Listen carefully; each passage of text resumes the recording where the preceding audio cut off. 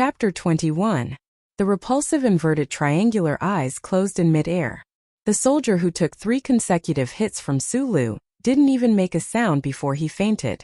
If it wasn't for the fact that this person's resistance to attacks was exceptionally strong, he would have died long ago after his throat was chopped by Suli's palm and his temple was tapped by Suli's middle finger. But even so, the soldier's throat was still broken and he was severely injured. Sulu didn't have time to be stunned. He immediately hugged the soldier's body to prevent him from landing on the ground. Then he ran to the window as fast as he could. At this moment he believed that he could definitely buy 4 seconds. He landed on the concrete ground outside the window like a leopard cat. Then, he lowered his body and quickly passed through the green grass and into the sewers in the distance. There were no gunshots as expected. No one even noticed this scene. Sulu, who had luckily escaped from the encirclement of the special forces, started to run wildly in the sewers. Although he had been keeping a distance from Li Wei and the other orphans for more than 10 years, he was still someone who grew up with hardships.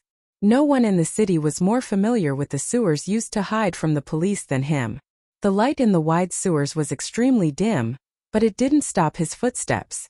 His rapid footsteps echoed in the air filled with a strange smell and humidity, gradually spreading into the distance. Sulu, who was running wildly, was drenched in cold sweat. The pain from the wounds didn't affect his speed, but his mind was still a mess. He didn't know what had happened. Did he just knock out a special forces soldier? The stench of the wind hit his face, but it didn't wake him up at all. Sulu couldn't believe what he had just seen. Why did his body instinctively assume such a posture? And that posture just happened to be within the attack range of the special forces soldier. Just like the chip and the base, Sulu instinctively reached out his hand, but he just happened to dodge the opponent's attack and cleanly hit the opponent's vital point. His instinctive reaction in that extremely short period of time, that strange posture, was equivalent to the special forces soldier delivering all of his vital points to his fist. That strange posture was naturally the stiff dance that Uncle Feng had forced him to practice for 4 years. 2 years ago, he had secretly guessed that this stiff dance was some kind of combat technique in the military. Today he received some sort of proof. But he had only learned it for 4 years and he could so easily knock out a special forces soldier. How could this set of moves be so simple? Running on the platform of the sewers, the tip of his foot stepped on a puddle of dirty water. The soft splash pulled Sulu out of his daze. The truth had happened, and there was no need to think about it. An accomplice to the crime of treason? Sulu stubbornly ran as he wiped the blood and tears off his face. He knew that once he was convicted by the Federation, he would definitely be arrested and sent to prison unless he could find a pirate ship in the black market and escape to Bermuda under the light of the first charter. Sulu stubbornly ran and wiped the blood and tears off his face. He knew that once he was convicted by the Federation, he would definitely be arrested and sent to prison unless he could find a pirate ship in the black market and escape to Bermuda. How could Uncle Feng hide in the Federation for more than 10 years? Although the Eastwood district was very far from the capital ring, but the doubt in his heart disappeared as soon as it appeared. Suli's heart turned cold again. Even if he had the ability to escape to Bermuda and become a refugee, he would never set foot on the Federation's land again. His parents, who had worked for the Federation until their deaths, and his sister Xianyi, who was buried in Eastwood. I was a man who wanted to live a good life. I just signed up for the National Defense Officer examination, and saw the light of going to the capital planet to broaden my horizons and change my life. Perhaps it was because he was running too fast, but Suli's heart hurt a little. He lowered his head and continued running. When he raised his head again, he did not stop. He was a young man, a law-abiding, kind and honest young man. If Feng Yu was really an unpardonable traitor, he might really come and tell those people where Feng Yu was hiding. However, he believed in his boss and teacher. More importantly, he knew that the Federation soldiers and the Eastwood garrison soldiers were not here to arrest Feng Yu. They were here to kill him. His parents and sister died in a mining accident. Did all the officials pay the price? There were already too many unfairness in this world. The stubborn Sulu insisted that he should stand for certain things. Even if it was a fugitive like the mechanic Feng Yu, he still insisted on the Federation and the law. He had to be given a chance to speak, a chance to open his mouth and defend himself. At the end of the sewer was a dark tunnel. underneath the stratum of Hushi State's capital. Who knew how many years of excavation had turned it into an extremely complicated network of tunnels? In this day and age, if one was not familiar with the underground tunnels, they would never have thought that the outside of the hidden exit of the sewer was directly connected to the long-abandoned mines in the outskirts of the city. Sulu gasped for breath as he climbed up the old mine cart in the tunnel. Using the dim light, he looked at the time on his wristwatch and prayed in his heart. He did not know how fast information was transmitted between the stars. He also did not know how long it would take for his specific coordinates to be detected by the electronic surveillance network, and for the soldiers to obtain them. He had to seize this time to confuse the searchers and find the injured boss. Otherwise, it would be tantamount to leading the army to the boss's side. This was a race against time. To be more precise, this was a race against the glory of the first charter. When the minecart moved into the deep distance, Sulu, who was hiding inside, finally understood what the boss had said back then, and why he hated the first charter the most. The tracking of Target 2 has already been reported. The Bureau of Proclamation's feedback time needs. Colonel Lake raised his wristwatch and frowned as he looked at the time. 4 minutes and 12 seconds. Then he loudly reprimanded the Special Forces soldiers around him. 4 minutes and 12 seconds. Find him. Find the mechanic. After roaring these words, he took off his sunglasses and looked back at the plastic wire that was torn in half and the Special Forces soldier who was being treated. He was silent for a long time. Letting go of Target 2 was also one of the backup plans. But before he made up his mind to carry out this plan, the young man gave him a big surprise. A 17-year-old youth was actually able to break through the military's high-strength plastic. It was really too unbelievable. How did he do it? Colonel Lake's face gradually calmed down, but the sunglasses in his hand gradually changed shape. Chapter 22. Compared to breaking the high-strength plastic, the SWAT soldier's unconsciousness did not surprise Colonel Lake. How could a SWAT soldier resist a young man with such explosive power? In all his life, Colonel Lake had only seen it a handful of times. When he thought of this, Colonel Lake became even more curious and murderous toward the mechanic, Yufeng, the disgrace of the army. The young man was already so strong, so how strong would the mechanic be? However, he did not waver in the slightest. Just like Suli's belief, Colonel Lake did not care about the strength of the target. He believed that no matter how strong the target was, they would still be vulnerable in the face of the powerful weapons of the federal military. Throwing his sunglasses to the ground, the colonel walked to the front of the command light screen of the temporary camp and silently watched the flashing green dots on the light screen. There were also two completely different color areas. The red and blue areas represented the possible hiding places of Target 12. However, due to the time delay in locating the target, it could only gradually spread out. As the command signals from the capital ring continued to be transmitted back, the red and blue areas on the light screen gradually shrank. Colonel Lake coldly watched this silent but thrilling process, waiting for the moment when the two areas on the light screen finally converged into a fixed point. 4 minutes and 12 seconds. Colonel Lake's pupils suddenly shrank. He knew that he had made an extremely stupid mistake. The identification and location between the Eastwood region and the capital ring was a back-and-forth process. If he wanted to locate Target 1 or Target 2, it would actually take more than 8 minutes. His face was extremely gloomy, but he did not say anything to his subordinates. He just felt extremely embarrassed. He thought of the mistake the 4th Military Region made when they first came to the Eastwood region countless years ago. That mistake caused the 4th Military Region to be directly transferred from Eastwood to that primitive and backward place in the West Woods. Today he made another mistake. Did this represent some kind of ominous sign? If there were military staff or intelligence personnel around, this kind of stupid mistake would naturally not be made. However, the problem was that Colonel Lake was a frontline combatant. In order to maintain the confidentiality of this operation, he did not follow the procedures to organize the staff headquarters. I have to hurry. Colonel Lake stared at the two color areas on the screen that were gradually approaching each other. He thought that as long as the deepest part of the two color areas overlapped, it would roughly be the rendezvous point of targets 1 and 2. Inform me as soon as you locate him. Everyone prepare to move out. Colonel Lake handed over the work of setting up the temporary camp to the Donglin garrison troops. He notified the team members hidden in the city through the shoulder communicator. He then sat on the armored military vehicle and headed toward the depths of Hushi State City. Under the twilight, Sulu scrambled down from the cart. He didn't notice the knee-deep black water in the tunnel. He found the steel ladder and desperately climbed up. He had to save all the time he had. When he reached the top, he smashed the lid open and climbed out. He skillfully raised his elbow and pushed the extremely thick electric switch up. A burst of bright light illuminated the entire room. It was the operation room of the mine where the teenager had stayed for 4 years. He opened the dust-proof door of the room, passed through, and came to the living room. He then saw a familiar person leaning on the sofa in a familiar posture. The repair shop owner Feng Yu seemed to have no bones. He lazily sunk into the soft sofa. The pure silver lighter in his hand had just been extinguished.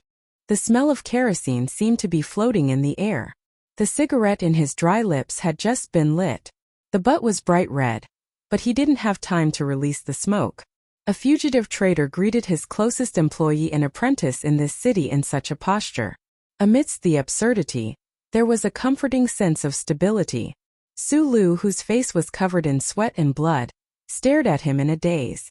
Looking at the miserable wound on his thigh, he didn't wait for his breath to calm down. He opened his mouth and asked, "How much time do we have?" Feng Yu raised his eyelids a little weakly. He glanced at the little guy who had accompanied him for 4 years. He smiled slightly and said, "It takes at least 8 minutes and 24 seconds for the electronic surveillance to track the location of the chip and send it back to the Bureau of Proclamation on the capital planet. After that, it will be accurately located and sent back to the execution team here. You came here by the minecart. The speed is not bad, but the positioning system has been following you. In about 6 minutes, it will be able to find your trace through the sewer pipe. Calculating this, you have about 3 minutes to talk to me. I didn't expect you to be able to escape." Feng Yu's somewhat pale face was full of pride. "It seems that the trash of the Department of Defense can't compare to the things that I casually taught. I just didn't expect you to actually dare to escape and be willing to come to me." The two of them knew very well that Sulu dared to escape from the control of the military, which was equivalent to putting himself on the opposite side of the Federation. For this, he would have to pay an extremely heavy price.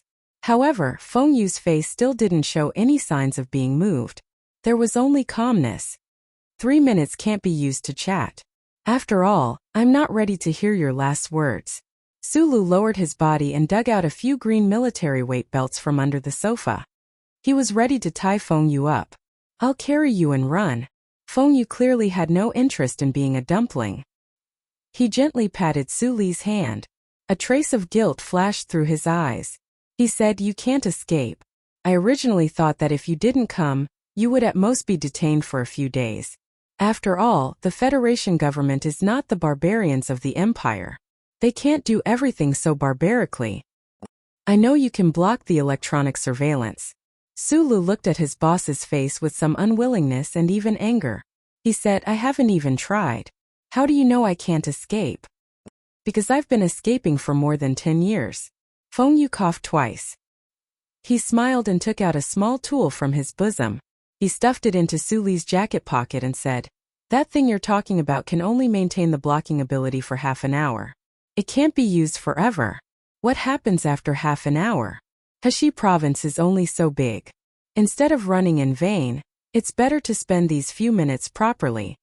Suli's hand that was holding the military weight belt stiffened in midair. He looked at Feng Yu's haggard face and said through clenched teeth, "You can hide from the first charter for more than 10 years. Why can't you continue to hide?" Feng Yu didn't answer this most important question. He looked at the youth with a faint smile and asked, "With your personality, it seems that you forgot to ask me something." Sulu lowered his head and asked, "What was the explosion on the battlefield all those years ago? Are you really a spy for the Empire?" His question was very direct. Feng Yu's answer was also very direct. The uncle blew out a smoke ring and said lazily, "Of course not." Chapter 23. What happened in the past? After a short pause, Sulu no longer doubted anything. This had nothing to do with blind faith. It was just that the current tense situation did not allow him to consider more questions. Without waiting for Feng Yu's answer, he directly tied him to his body with a weight belt, then took out the small tool from his jacket pocket and pressed the switch.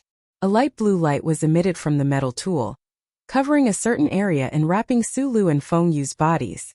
Uncle Feng Yu choked on the smoke and coughed violently. He had never thought that his little apprentice would be so stubborn. Moreover, she had such a strong sense of decisiveness and execution. He threw away the half-burned cigarette in his hand, leaned on the boy's slightly thin shoulder weakly, and muttered discontentedly, "Damn it, I don't want to run anymore, right?" Sulu did not answer his words. He directly went down from the operating room's secret passage, entered the mine pit, and climbed onto the old mine cart. He believed that with the help of the strange tool with a blue light, the electronic surveillance network throughout the Federation would temporarily lose track of them. With half an hour they could disappear further away, and it would definitely surprise the soldiers who were chasing after the boss.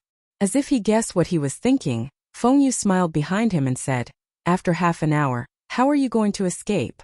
I taught you before, this is like the connection on a circuit board. You always have to prepare the outlet of the current before you can proceed with the first step. If we are just rats on this planet, we will only gain an extra 30 minutes, which is not significant. Even if it's your last words, 30 minutes is better than 3 minutes. For some reason, perhaps Feng Yu's contemptuous attitude in the face of death angered the stubborn Sulu. He lowered his head and scolded in a deep voice, "I know you haven't told me, but you must have your own way to stay in the Federation and avoid the first charter for so many years. I can only think of a way to send you to the airport, and you can think of a way to escape. What a stupid little guy. Or you underestimated the boss's fierce reputation in the Federation." Feng Yu's lips curled up slightly. "I can assure you that before the Federation catches or kills me, there will not be a single aircraft in the entire Donglin district." This was a matter of course. Sulu fell into silence. From the previous momentum of the special forces, he could also infer these things, but he still maintained hope in his heart and did not want to despair. Even if they were really in a desperate situation now. In the dark mine, only the sound of the mine cart and the tracks rang out.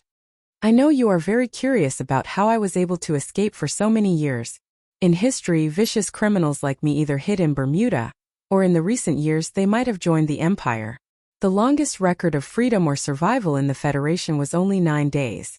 Yes, I can fake the chip behind my neck that looks like a dog leash." In the despairing silence, Feng Yu's voice was still indifferent, except for the words like chip and dog leash, which naturally revealed a strong sense of ridicule and disdain. "This may be the reason why the broken computer in the Bureau of Proclamation values me so much in the program. This is also my secret." Su Li's hand that was holding the front fender of the minecart suddenly tightened. He was very nervous. Feng Yu was right about what happened in the distant capital. The central computer of the Bureau of Proclamation did not hesitate to give the mechanic the first grade during the rating, but the big shots in the upper echelons of the Federation, including the old director, did not know the real reason. Strangely, the central computer seemed to be limited by some established program, and did not issue this alarming warning. This was Feng Yu's secret, a big secret. In the ancient Federation there was a proverb: "If you know the knowledge or reason you want to know in the morning, then when the evening comes, even if you die, you will still have a satisfied heart." At this time Sulu had such a feeling. He had not drunk a drop of water for several hours, and under the constant intense exercise and intense fear, his lips were abnormally dry, but he knew that at this time, his mouth was dry to a large extent because he had heard his boss's biggest secret. There is nothing wrong with the first charter itself. The privacy of normal citizens has always been protected at the highest level. At least in this society there is not so much crime. In this society where the gap between the rich and poor is widening day by day, there is not too much unfairness on the surface. In addition to the endless shock, Sulu could not help but subconsciously defend the first charter, especially when he heard his boss equate the chip behind his neck with a dog leash. His heart was strongly conflicted. "I have never denied this." Uncle Feng Yu's tone was indifferent. Perhaps it was because he knew that in the society of the Federation, it was difficult to find people who supported him. Even the elementary school apprentice who fled with him at this time was not willing to accept this. But the problem is that the central computer is still just a computer. It is a tool, and tools are always used by humans. If one day, someone really can completely control the cold machine in the Bureau of Proclamation, who knows what that person will do with this tool? Sulu did not really understand, but he could feel that he was in an endless pit of darkness, as if he could never see the light of the way out. He felt a chill for no reason, and the place where the chip was planted on the back of his neck began to have dense goosebumps. Perhaps it was to drive away the chill in his heart. Sulu asked in a hoarse voice, "If that is the case, you must have a backup disguise chip. Wouldn't you be able to escape the Federation's bounty by installing it? Why don't you use it?" Feng Yu's white hair wasn't very obvious in the dark, but it still gave people the feeling that he had gone through the vicissitudes of life. He touched his hair and said in a rare serious tone, "Because my leg is injured. I think the Federation will definitely not miss the opportunity to collect my blood sample." "Aren't you an awesome mechanic? Back then you caused the deaths of tens of thousands of people. How did you end up being targeted by the police and even injured?" Su Li's words were not a question, but rather to make himself feel more relaxed. "Because I am old." Feng Yu's simple answer left Sulu speechless, and he immediately sank into a deep self-blame. The youth knew that the federal military must have found this place and found Feng Yu through that stun baton. "This is a matter of luck. It has nothing to do with you." Feng Yu knew what the youth was thinking. Although he did not know how the Bureau of Proclamation found him again, his brain was much stronger than the average person's. He easily deduced that the process must be extremely absurd and filled with countless coincidences. "On the contrary, I should be the one who dragged you down, so I'll give you something." Feng Yu sighed and put something on Su Li's wrist. He took off his watch. "This watch is for me as a souvenir." Sulu used the extremely dim light in the tunnel to clearly see the cold object on his wrist. It was a bracelet that gave off a faint metallic glow. He did not know what material it was made of. Chapter 24. What is this? The speed of the mine cart gradually slowed down in the tunnel, and the clanging sound gradually subsided, making Su Li's trembling voice particularly obvious. The teenager's hand, which was always steady, was also trembling. He touched the smooth bracelet on his left wrist. He vaguely guessed something, but he couldn't believe it. Feng Yu didn't answer. Suddenly the 0.7 centimeter thick metal bracelet slid like flowing mercury under the touch of Su Li's fingers. Very thin lines appeared on the surface of the metal, and then the bracelet cracked, revealing the extremely complex and delicate structure inside. In the hollow of the bracelet, 3 thin metal wires were strung with an unknown number of shiny metal particles. It was like the starlight drawn into lines in a surreal oil painting, stringing all the dazzling stars together. Under the dim light in the mine, Su Li's small eyes were wide open, staring at his wrist without blinking, as if he was looking at an immortal or a monster that didn't exist in this world. Those metal wires were too thin, and the vibration of the mining car was too strong. Sulu was very worried that these metal wires would be broken at any time. Those shiny metal particles were too small, so small that they seemed to be weightless. They could be blown away by the faint wind in the mine at any time, and no one could find any trace of them. In the eyes of ordinary people, these metal wires and tiny shiny metal particles might be very delicate and fragile handicrafts, but Sulu had studied mechanical engineering with Feng Yu for 4 years. He had a natural sensitivity to all the crystallization of human-machine civilization. At a glance, he could tell that there was something on the surface of these metal particles that the naked eye couldn't see clearly. It was the flow of lines that were as beautiful as a work of art. It was a crystal core array that was arranged and combined in a very wonderful way. Although Sulu didn't know how these things were combined in such a small area, and how they played a role, it was very simple to associate it with the secret that Feng Yu had mentioned before. Camouflage chip? A camouflage chip that could pass all the monitoring and detection under the glory of the first charter. The back of Su Li's neck turned cold again because he knew that there was a similar chip, hidden in the depths of his neck that had accompanied him for 17 years. To be more precise, every citizen of the Federation had such a chip in their body, and for countless years, no one had ever been able to replicate such a chip, and no one had even dared to attempt to take it out, unless they decided to flee to another country and never return to the Federation for the rest of their lives. At this moment, the bracelet on the youth's wrist contained a chip that could perfectly disguise him. Sulu could clearly control what this represented under the strong impact of his emotions. However, he only knew one thing, and that was that this chip represented a brand new life. He also remembered what his boss had said before. The person who could develop and put the camouflage chip into practice would definitely receive the Federation's highest honor, the Nebula Award. Of course, if there really was a scientist in the Federation who had developed such a thing, before he received the Nebula Award, he would definitely be sentenced to life imprisonment by the Federation government. But in any case, Sulu was still shocked. What kind of knowledge and power was needed to contend with the Federation's most powerful civilization, the glory of the Charter? He turned his head to look at Feng Yu's somewhat tired and old face in astonishment. His mouth opened for a long time, but he couldn't say anything. He had never been so shocked in his life, except perhaps for that loud noise 12 years ago. It was also this kind of shock that made Sulu neglect another admirable workmanship of the bracelet. The fingerprint authentication and activation were completed in an instant. This itself wasn't a particularly difficult thing to do, but for it to be completed so quickly on a metal bracelet of such thickness, it also explained many things. As I said, this is my gift to you. Feng Yu didn't seem to know what kind of uproar the bracelet he had casually thrown to Sulu would cause if it appeared in the Federation society. He said, "If you don't want to be locked up in prison for a few years because of me, find some time and space to take out the chip in your neck and replace it with one in the bracelet.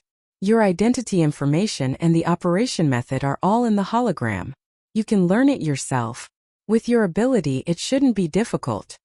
At this time, the mine car had already stopped at a certain intersection in the mine. Su Li's gently trembling fingers replaced the bracelet in its original position.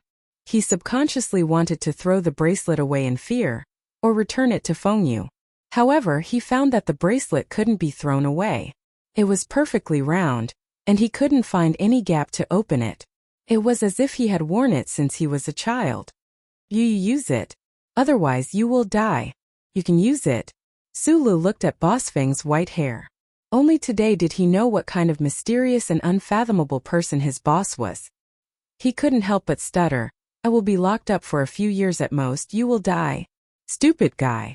I already told you the reason." Feng Yu looked at the young boy's young face expressionlessly and said, "And this thing can only be used by one person. Don't ask me why. In the future, don't try to use this chip to save other people's lives. Go change your identity, go to the capital ring, live a new life, and use another method to realize your life dreams." Another identity? Another life? Sulu was suddenly stunned. The boss's words and the real cold metal touch on his wrist reminded him that his life, which he thought was hopeless, suddenly opened another door for him. But behind that door, was it really his ideal life? And what about the boss? "I gave you a small gift and a few words of advice." Feng Yu stared at his eyes expressionlessly and said, "When you go to the capital ring in the future, maybe these words will be useful to you." Sulu was still confused, but he listened subconsciously. "Your eyebrows are like knives. They are too straight and too straight. This is not good. It will press down on your vision and hurt your mind. If you can change it, then change it. There is no creator among the stars, and there is no glory to worship. The most dangerous place is the safest place, but you can only believe this sentence 3 times. After today, forget about me. Forget about what happened in the past 4 years and bury it. Don't expect to find any justice or reward. And don't do boring things like revenge. I am not your father, and I don't have much kindness for you. Just be careful to stay away from the people in your life, the kind people who eat your meat but advocate vegetarianism. I know you are very curious about the explosion in the war years ago and my crime. You are willing to believe that I am innocent, but I can't say that I am innocent. But I can tell you that it won't be long before you find out what that explosion looked like. I'm done talking." Feng Yu's white hair suddenly looked dazzling in the dark mine. His real age was finally exposed. He took out a cigarette from his pocket, lit it, and took a deep breath. Then, he blew it on Su Li's face and continued, "Time is almost up, and they will be here soon. You can get lost now." Sulu listened to him in a daze. He felt that there was a sadness that kept rising from the bottom of his heart, piercing the top of his head. He said in a hoarse voice, as if he was begging, "You have to live." "Of course I will live. I will live forever. Feng Yu's face suddenly showed an extremely awesome expression. He looked at the bracelet on Su Li's wrist and said, "Do I need you to tell me that?" After saying this, the Federation's #1 traitor, Donglin's normal mechanic Feng Yu kicked Su Lu, kicking the silly teenager into the sewer beside the mine. Chapter 25. There wasn't a lot of sewage in the sewers. It was difficult for it to form a turbulent flow, let alone an ocean. However, this section of the sewers was the section with the largest drop in the sewers of Heshi State. Under the impact of the sewage mixed with garbage, rotten leaves, and plastic bags, Su Li's thin body couldn't maintain its balance at all. He could only helplessly and sorrowfully follow the flow of the water. He watched as his boss, Feng Yu, quietly turned around on the other side of the water, leaving him with an indescribable back view. Sometimes it floated and sometimes it sank. The fishy water current sank Su Lu to the bottom of the water, and then it carried his body out of the waves. He didn't know how long he floated and how much saliva he swallowed. Finally, he arrived at a section where the water was gradually calming down. Su Lu seized this rare opportunity. His right hand reached out and grabbed a protruding rusty handle on the concrete wall. Half of his body was suspended in the sewage. After panting for a moment, the familiar trembling feeling in his body appeared again. It was transmitted to his arm. He suddenly felt hot, but his body suddenly felt light. Like a leopard cat, Su Li's thin body made a beautiful turn in the air. He had already climbed out of the gradually calming water. He lay on the concrete floor, gasping for breath. The sweat and blood on his body mixed together with the sewage, soaking his entire body and emitting a foul smell. He stuck his index finger into his throat and pulled a few times, spitting out a large pool of sewage. Su Li's weary spirit was a bit better. He confirmed that the cold metal bracelet on his wrist was still there, and the small device in his pocket used to block the Federation's electronic surveillance was still there. He didn't stay in the same place anymore. After looking around, he followed the nearest upstream passage and climbed up as fast as he could. Feng Yu kicked him into the sewage and the sewage washed him here. The distance between the two was already unknown. Su Lu obviously understood what his boss meant. However, he was still a bit unwilling. He always felt that his boss wasn't someone who would give up on him so easily. He desperately climbed to the surface and drilled out of the manhole cover. The exit of the manhole cover happened to be on a high ground on the outskirts of Heshi region's capital. From this high ground, one could clearly see everything within a few kilometers. Su Lu tried his best to distinguish his surroundings, but found that it was futile. The troops searching for him should have extremely powerful concealment abilities. In the outskirts of the capital, which was 70% covered by the forest, it was extremely difficult to find traces of them with the naked eye. Su Lu was willing to give up. He continued to climb to the top of the big tree on the hill. Although he knew that if he stayed any longer, he was afraid that he would be tracked by the electronic surveillance system. However, if he did not see the figure of the boss with his own eyes, he would not feel at ease. The moment his feet touched the top of the tree, he saw what he wanted to see and what he didn't want to see. His gaze fell on a certain part of the forest between this place and the mine, unable to move away for a long time. His face was pale, his lips were trembling, and his eyes were filled with despair. "Boss, you said you would always be alive, but you were still lying to me. Just like all these years." The young man's eyes gradually became wet, because he knew that in the next moment, he might lose the boss uncle who was both a teacher and a friend forever. In the distant forest he saw the figure of Uncle Feng Yu and also saw 1, 2, 3, 4, 7, 11 mechas.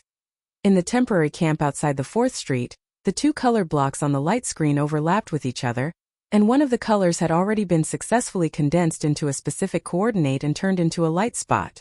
The Donglin garrison officer responsible for receiving the signal from the capital planet's Bureau of Proclamation immediately transmitted the coordinates of Target 1 to all the personnel involved in the operation.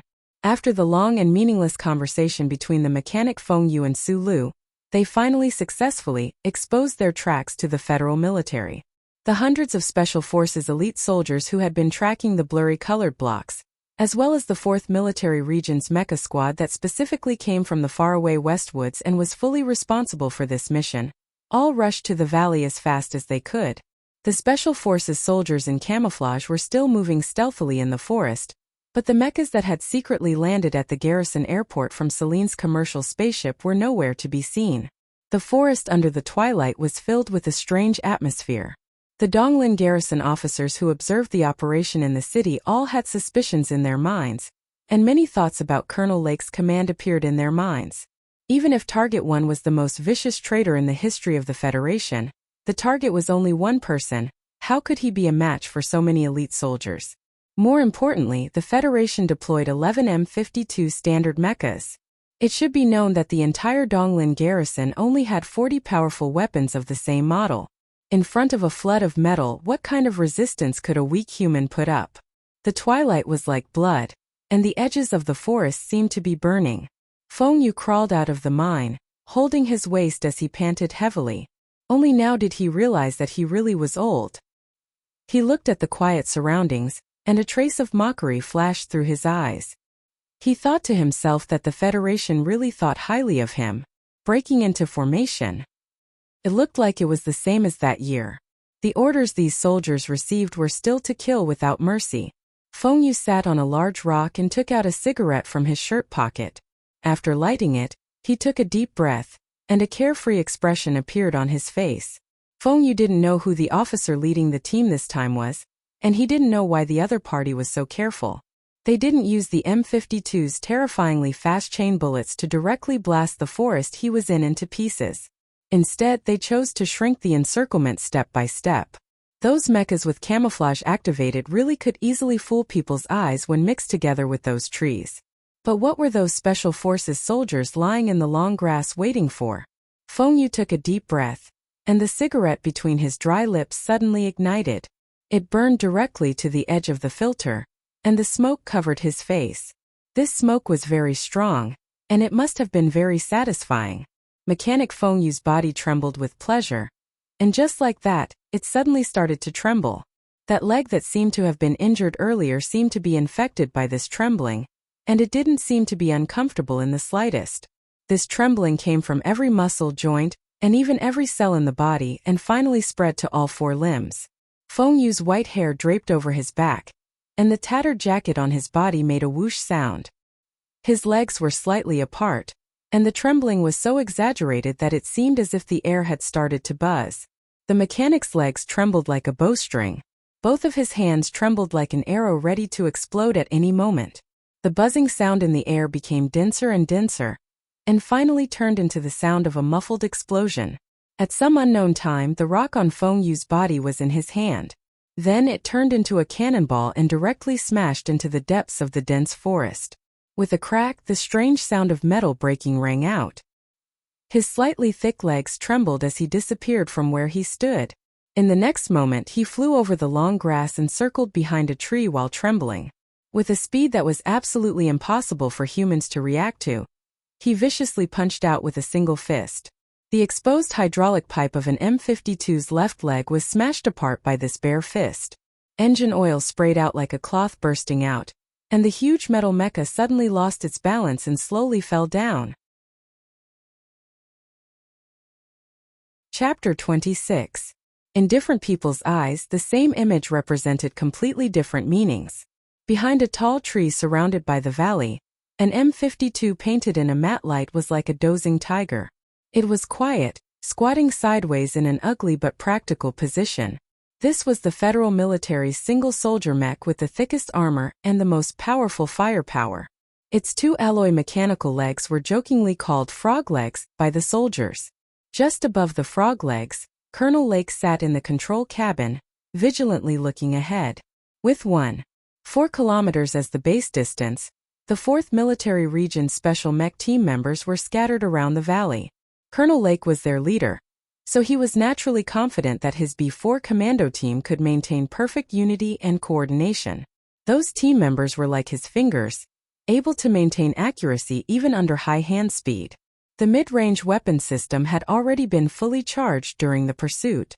The moment they received the specific location of Target 1, the entire pursuit formation turned and directly sealed off the small valley. However, Colonel Lake did not give the order to launch a blanket fire.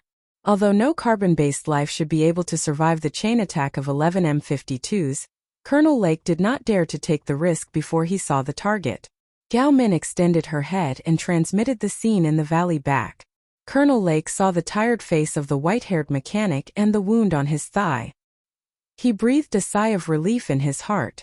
A former soldier who was unarmed should not be as dangerous as before. However, for some reason, Colonel Lake still did not give the order to attack. This was because he kept having a very strange feeling. If they attacked at this distance, the target might really be able to take advantage of the chaos to escape. Although this was something that did not make sense logically more than 10 years ago, that frustrated mechanic in the valley seemed to have defied logic and survived the furious pursuit of the Department of Defense. And he had survived for more than 10 years. The small screen in the mech's control cabin clearly displayed the scene in the valley. That white-haired mechanic did not seem to notice anything. He lit a cigarette? He was not in a hurry to escape, so why did he light a cigarette? Did he look at me? The deformed sunglasses on the bridge of Colonel Lake's nose trembled. Looking at the cold eyes staring straight at him on the hologram, he wondered if the mechanic was looking at him. Could it be that the other party had discovered his existence from such a distance? Colonel Lake, who was extremely confident in his concealment skills, felt a chill in his heart. He began to lose his confidence, especially when he noticed that the mechanic had started to tremble wretchedly. A strong sense of uneasiness took over his entire body. He did not want to wait any longer, so he immediately ordered the 10 members of the team to attack from afar.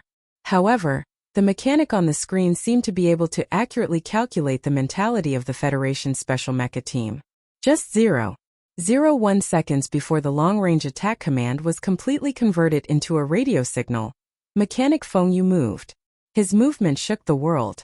The half-ton rock was hurled out by the mechanic's arms.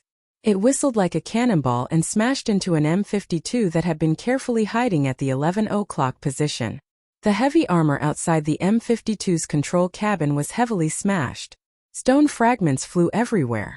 Although it was not seriously deformed, this powerful impact still shook the mecha team members in the control cabin, who were connected to the electric induction chair, until they spat out blood. They would not be able to recover in a short period of time. The half-ton rock in the mechanic's hands was actually thrown out like a grenade. How much strength did this require? Was this mechanic still human? Colonel Lake's face was full of shock as he calculated the incredible strength the mechanic had displayed in that moment. His lips felt bitter. Immediately after, his gaze followed the mechanic who had already become a shadow. He slid past a patch of long grass in the valley and rushed behind a large tree. "Old 7. Colonel Lake shouted harshly through the communicator. He wanted to warn the team members hiding behind the tree, but it was all too late. He could only watch as the mechanic's fist smashed into the hydraulic pipe behind the M52's thick and heavy knees. Colonel Lake knew that the M52's relatively weak defense was at the joint behind the knees. However, he had never thought that a bare-handed person would be able to break that hydraulic pipe made of alloy steel with just his own fist. The flying rock from before had displayed the unparalleled strength of the mechanic, and the trembling of the legs in the next moment had displayed the terrifying speed of the mechanic, Feng Yu. As for the fist that had forcefully broken the hydraulic tube of the M52, it was as if he had demonstrated the strength of his body to these Federation soldiers. In just an instant, the mecha team that had not been able to attack in time lost 2 mechas. One of the M52s had been hit by the rock, injuring the team members in the control cabin. As if drunk, the mecha was trying its best to maintain its balance so that it would not fall off the hill. Meanwhile, the mecha that had faced Feng Yu's attack directly behind the tree had already fallen backward, looking extremely miserable. The mecha that was shot towards the sky was illuminated by the twilight into a frightening pool of blood. On the other side of the curtain of blood, in front of the gigantic mecha, there was a figure that seemed incomparably small, yet seemed exceptionally powerful. At this moment, the special mecha team members and the Donglin Garrison Special Forces in the valley were all stunned. The white-haired mechanic did not seem like a person. At least he was not a normal person. In this world, no normal person dared to confront a mecha head-on. However, Feng Yu had proven that in the face of powerful individual strength, the metal mecha of the mechanical civilization was not an existence that could not be resisted. the special mecha team of the 4th Military Region of the Westwoods led by Colonel Lake, had been recommended by the Bureau of Proclamation to be in charge of this assassination mission. They had also received the approval of the Ministry of Defense and the Special Task Force. This was because in the war with the Empire a few years ago, the 4th Military Region's powerful combat strength had received the respect and trust of the entire Federation.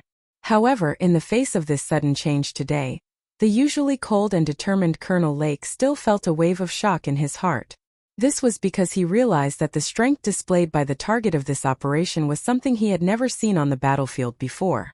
It was also something he had never learned in the 2nd Military Academy. However, the strong nerves of the Federation soldiers caused the entire formation in the valley to only pause for a moment. The mecha that were still in good condition and the heavy firepower deployment were instantly activated. Mid-range weapons began to discharge energy and metal bullets in the direction of the tree. Even if there were still their own comrades there, they had to react immediately and kill that traitorous mechanic. The shrapnel easily shredded the tree into countless pieces that flew in the air. The frightening sound of gunfire in the valley covered up the existence of everything. In just an instant, countless bullets bombarded the back of the tree. Can Old 7 hold on?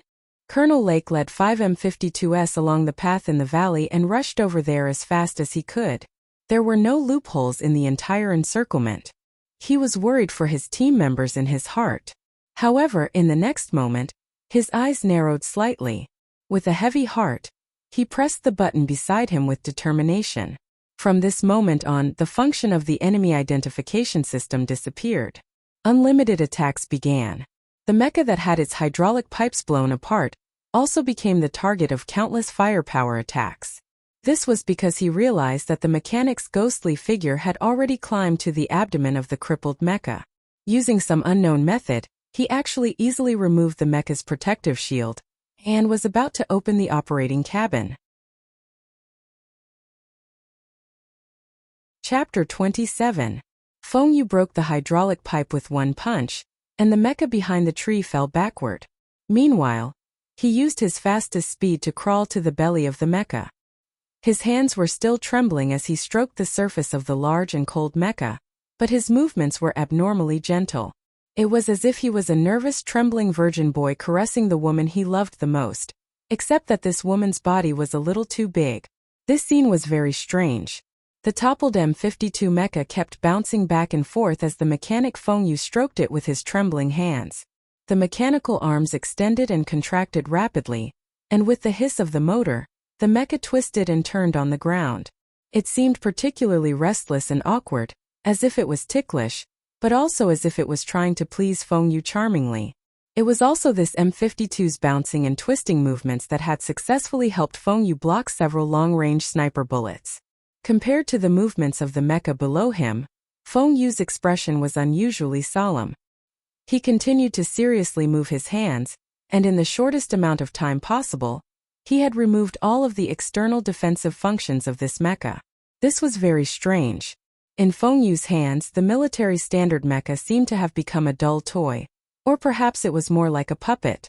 The mecha's movements, which could only be controlled by the computer in the cockpit, appeared as Feng Yu touched the mechanical joints at the back of the mecha. Feng Yu's hands seemed to have some kind of magic. Feng Yu was as familiar with this mecha as if it was his own body. In just 1 second, he had removed all of the mecha's resistance and successfully opened the cockpit at the belly of the mecha, revealing the shocked face of the still young 4th Military Region's mecha warrior inside.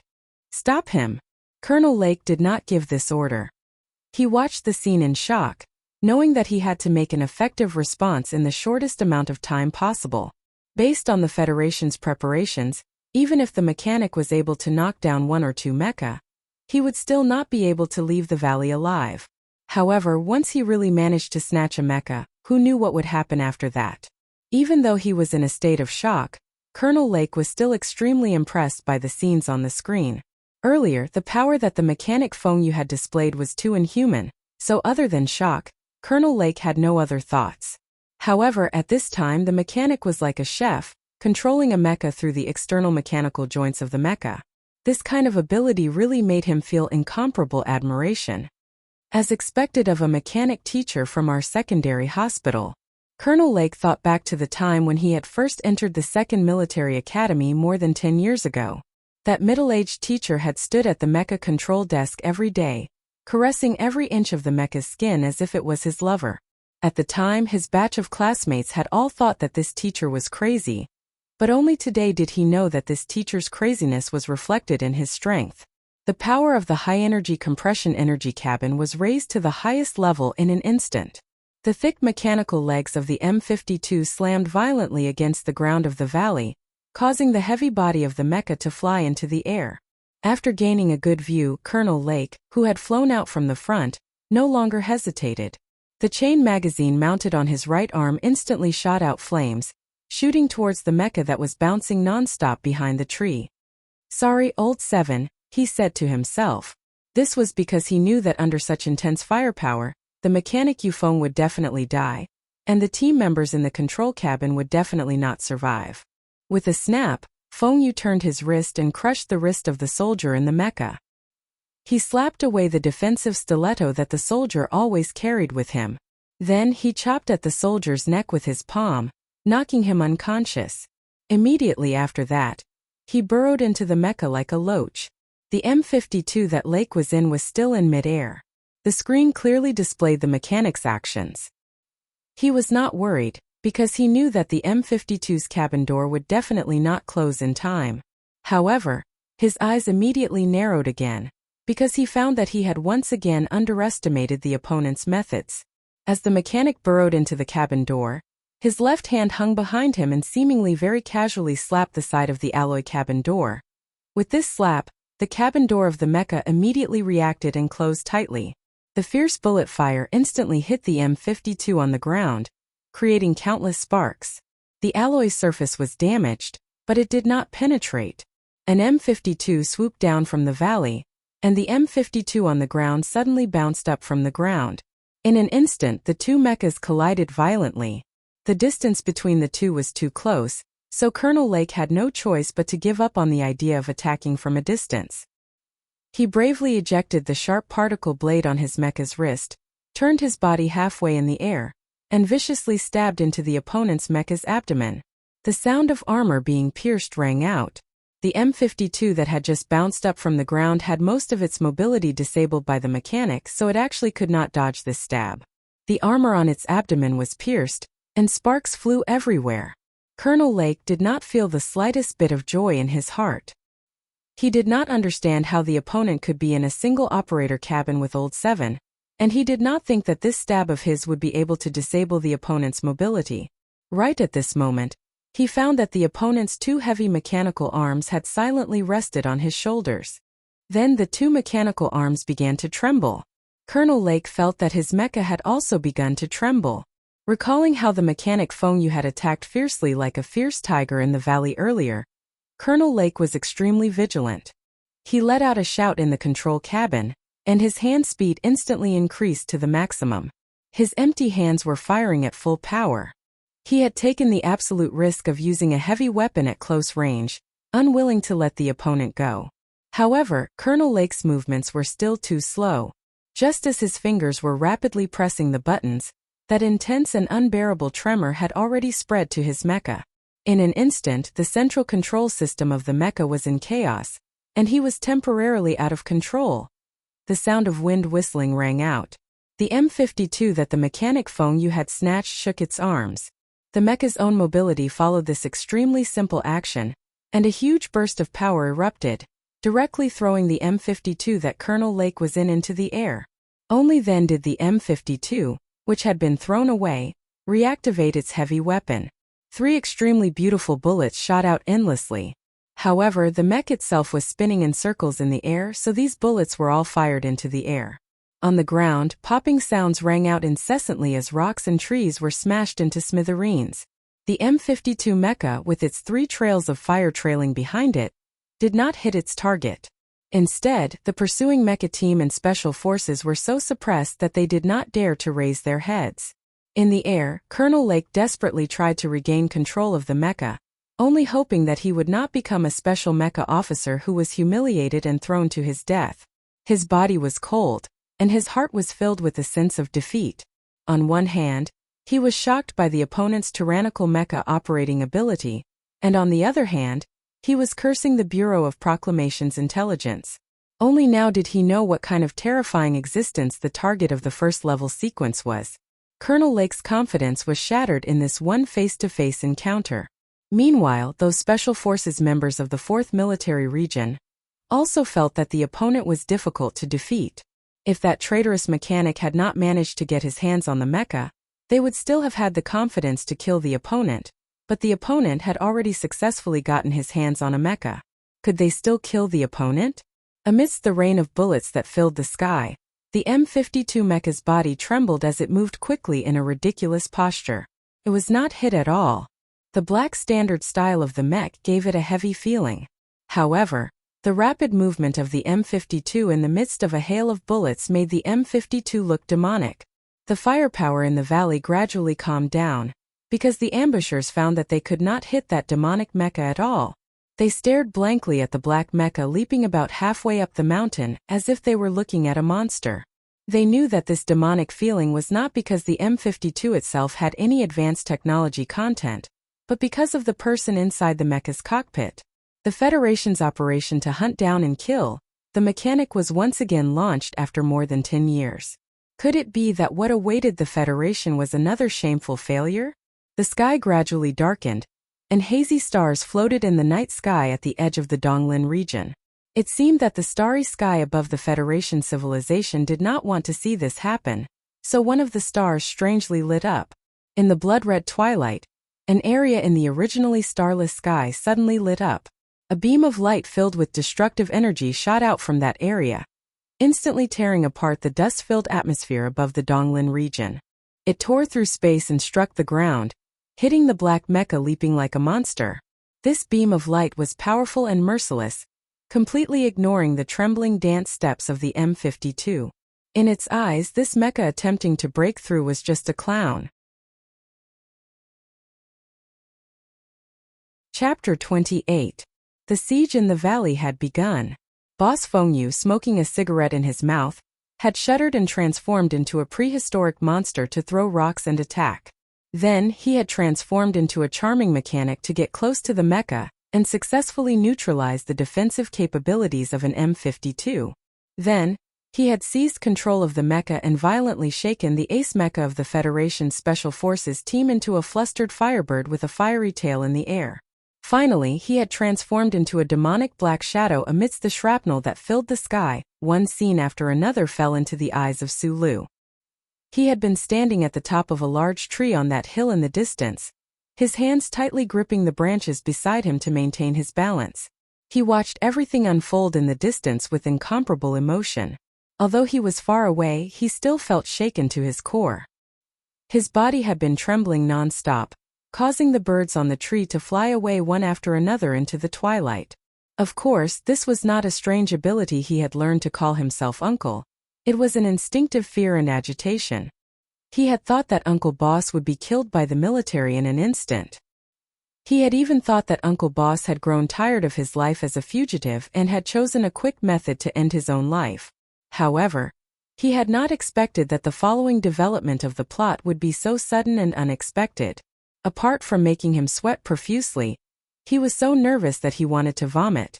In particular, the powerful strength that had erupted from the boss's trembling legs and trembling body, as well as his valiant performance after he had burrowed into the mecha at the end. It was as if he had given Sulu, who had been watching the battle from afar, an opportunity to learn, opening a completely different window. In this world, probably only Sulu knew what those tremors were about. The youth stared in shock at the valley, thinking to himself that the boss had not practiced or performed in these 4 years. He was probably too lazy to practice, but even so, he was still strong enough to fight head-on with the mecha. What kind of absurd life in person was this? Whether it was in novels or movies, Sulu had never seen such a powerful figure. When he thought of how this figure had been by his side for 4 years, he suddenly felt at a loss. He vaguely felt that the things his boss had taught him might lead him to a completely different path in life. However, Sulu still couldn't imagine himself becoming an inhuman like the boss in the future. That was too inconceivable. The window was open, but the grassland outside was still vast and boundless. The road was in front of him, but he didn't know where it ended. The youth just stared blankly at the movement in silence. He didn't have any ambition, and he didn't even have the extravagant hope of becoming such a strong person. This was because he knew that his current ability was at least a few dozen light years away from the realm displayed by the boss in the valley. But no matter what, Sulu watched as the black mecha the boss was in was about to break out of the encirclement and escape the encirclement of the federal military. His mood was incredibly relaxed and happy. The base of his thigh no longer twitched. He prepared to sneak down the tree and find a quiet place to carry out the mission his boss had given him. He would hide under the watchful eyes of the Federation and never come out again. Just as everything was developing in a good direction, he reflexively turned his head and saw that beam of light. That beam of light that had shot straight down from the grayish-red sky, smashing viciously into the valley. At this time it was already late in the evening. Half of the night sky was already black and gray. Occasionally, a few small stars would flash with a hazy light. However, in the night sky above the valley, there was not a single trace of a star. It was only a stretch of emptiness. And in this emptiness, suddenly and silently, without warning, a beam of light descended. Sulu watched this scene with wide eyes and slack jaws. His feet slipped and he almost fell off the tree. He could only hold on to the tree branch with all his might. However, the loud noise and explosion that followed shook the entire Hushi region's verdant mountains and fields. Naturally, he was shaken down from the tree as well. The beam of light that was about 1 meter in diameter was extremely pure white. However, it did not have the holy aura described in religious books. Instead, it was full of a destructive and powerful aura. Just like that, in a situation where no one in the valley had expected it, it directly struck the black M52 mecha that was fleeing halfway up the mountain. That black mecha, which had appeared to be at ease despite being besieged, was like a pitiful and lowly insect under this beam of light. It couldn't make any evasive movements at all and faced it head-on. The super alloy armor was instantly torn apart under the white beam of light. Countless circuit chip components were destroyed by the tremendous energy like fish scales and shot in all directions. No one could survive this kind of attack that came from outer space. However, the power of the beam of light still did not end there. When it entered the Earth's crust, it triggered a violent explosion. Within a 500-meter radius of the black mecha, the entire ground was as fragile as the surface of a baked biscuit. It cracked open, trembled, twisted, and rippled in all directions. After a loud boom, the Donglin garrison special forces in the bushes near the mountainside were shaken high into the air. Most of them were shaken to death. Meanwhile, the 4th Military Region Special Mecha Team that was slightly further away also could not withstand such a powerful force. They all fell to the ground one after another.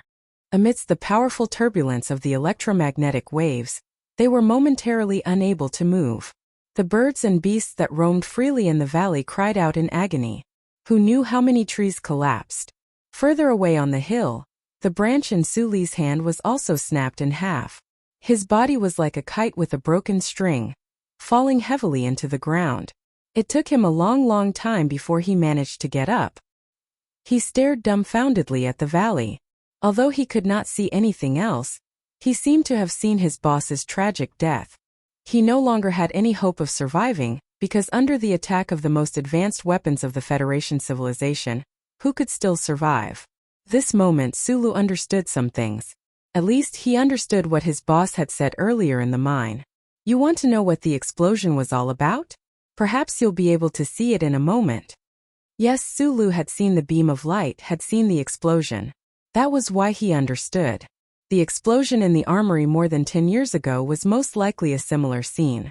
However, the armory back then was full of ammunition, which was why the scale of the explosion was so much larger. As expected, his boss had been wronged. This knowledge might have made Suli's pitiful sense of justice feel a little better, but it could not erase the incomparably heavy expression of pain on his face. He rubbed his eyes. Taking advantage of the fact that the army in the valley was also in a state of panic, he forced his tired body to run down the hill into the darkness. The energy of the device had been charged again. The youth pressed the button, letting the faint blue light envelop him.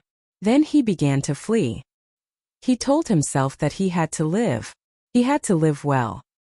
He had to live for his boss and his own share. When the youth Sulu embarked on his journey of escape, In space 600 kilometers away from the surface of the Donglin region, the very beautiful Westwood's commercial spaceship that glowed with a silver light all over began to adjust its posture again. Attack complete. The captain of the spaceship looked at the small black dot after the explosion on the screen. After a moment of silence, he said, "Return to 1,200 kilometers orbit." Chapter 29. The Ancient Bell was the largest spaceship owned by the Ancient Bell Company. Its endurance was one of the top 10 in the entire Federation. The Ancient Bell Company was the largest company in the Westwoods region of the Federation. Its business covered many industries, and its capital was extremely strong. However, even after hundreds of years of investigation by the Westwoods Region Management Committee, using the Company Information Disclosure Act, they still couldn't find out who was behind this giant company. Many people guessed that other than the Federation's Asset Management Committee, there were also the shadows of the most powerful families in the Westwoods region behind this company. Some people even faintly guessed that the Ancient Bell Company might be related to the 4th Military Region, which had been stationed in the Westwoods region for countless years. This time, in order to cooperate with the Federation's plan, the Ancient Bell Company sent this spaceship to the Eastwoods region to bring greetings and officials from the Westwoods region. They started a series of government and civilian exchanges. On the surface, these activities were just to cover the actions of the 4th Military Region's Special Mecha Team. However, no one expected that the real fatal blow to the traitorous mechanic was actually this spaceship itself. It was just a commercial spaceship. How could it carry a space weapon that was strictly controlled by the military? The captain of the Ancient Bell spaceship was a big fat man. After confirming the effects of the vertical cannon through the thermal sensor and the Eastwoods satellite imaging system, he relaxed and leaned against the sofa, panting. He took the cup of coffee from his secretary, which was still warm, and drank a few mouthfuls without tasting the taste. When Colonel Lake comes back, he will be very angry, the secretary reminded the captain in a low voice. According to the usual configuration, the captain was usually accompanied by an officer.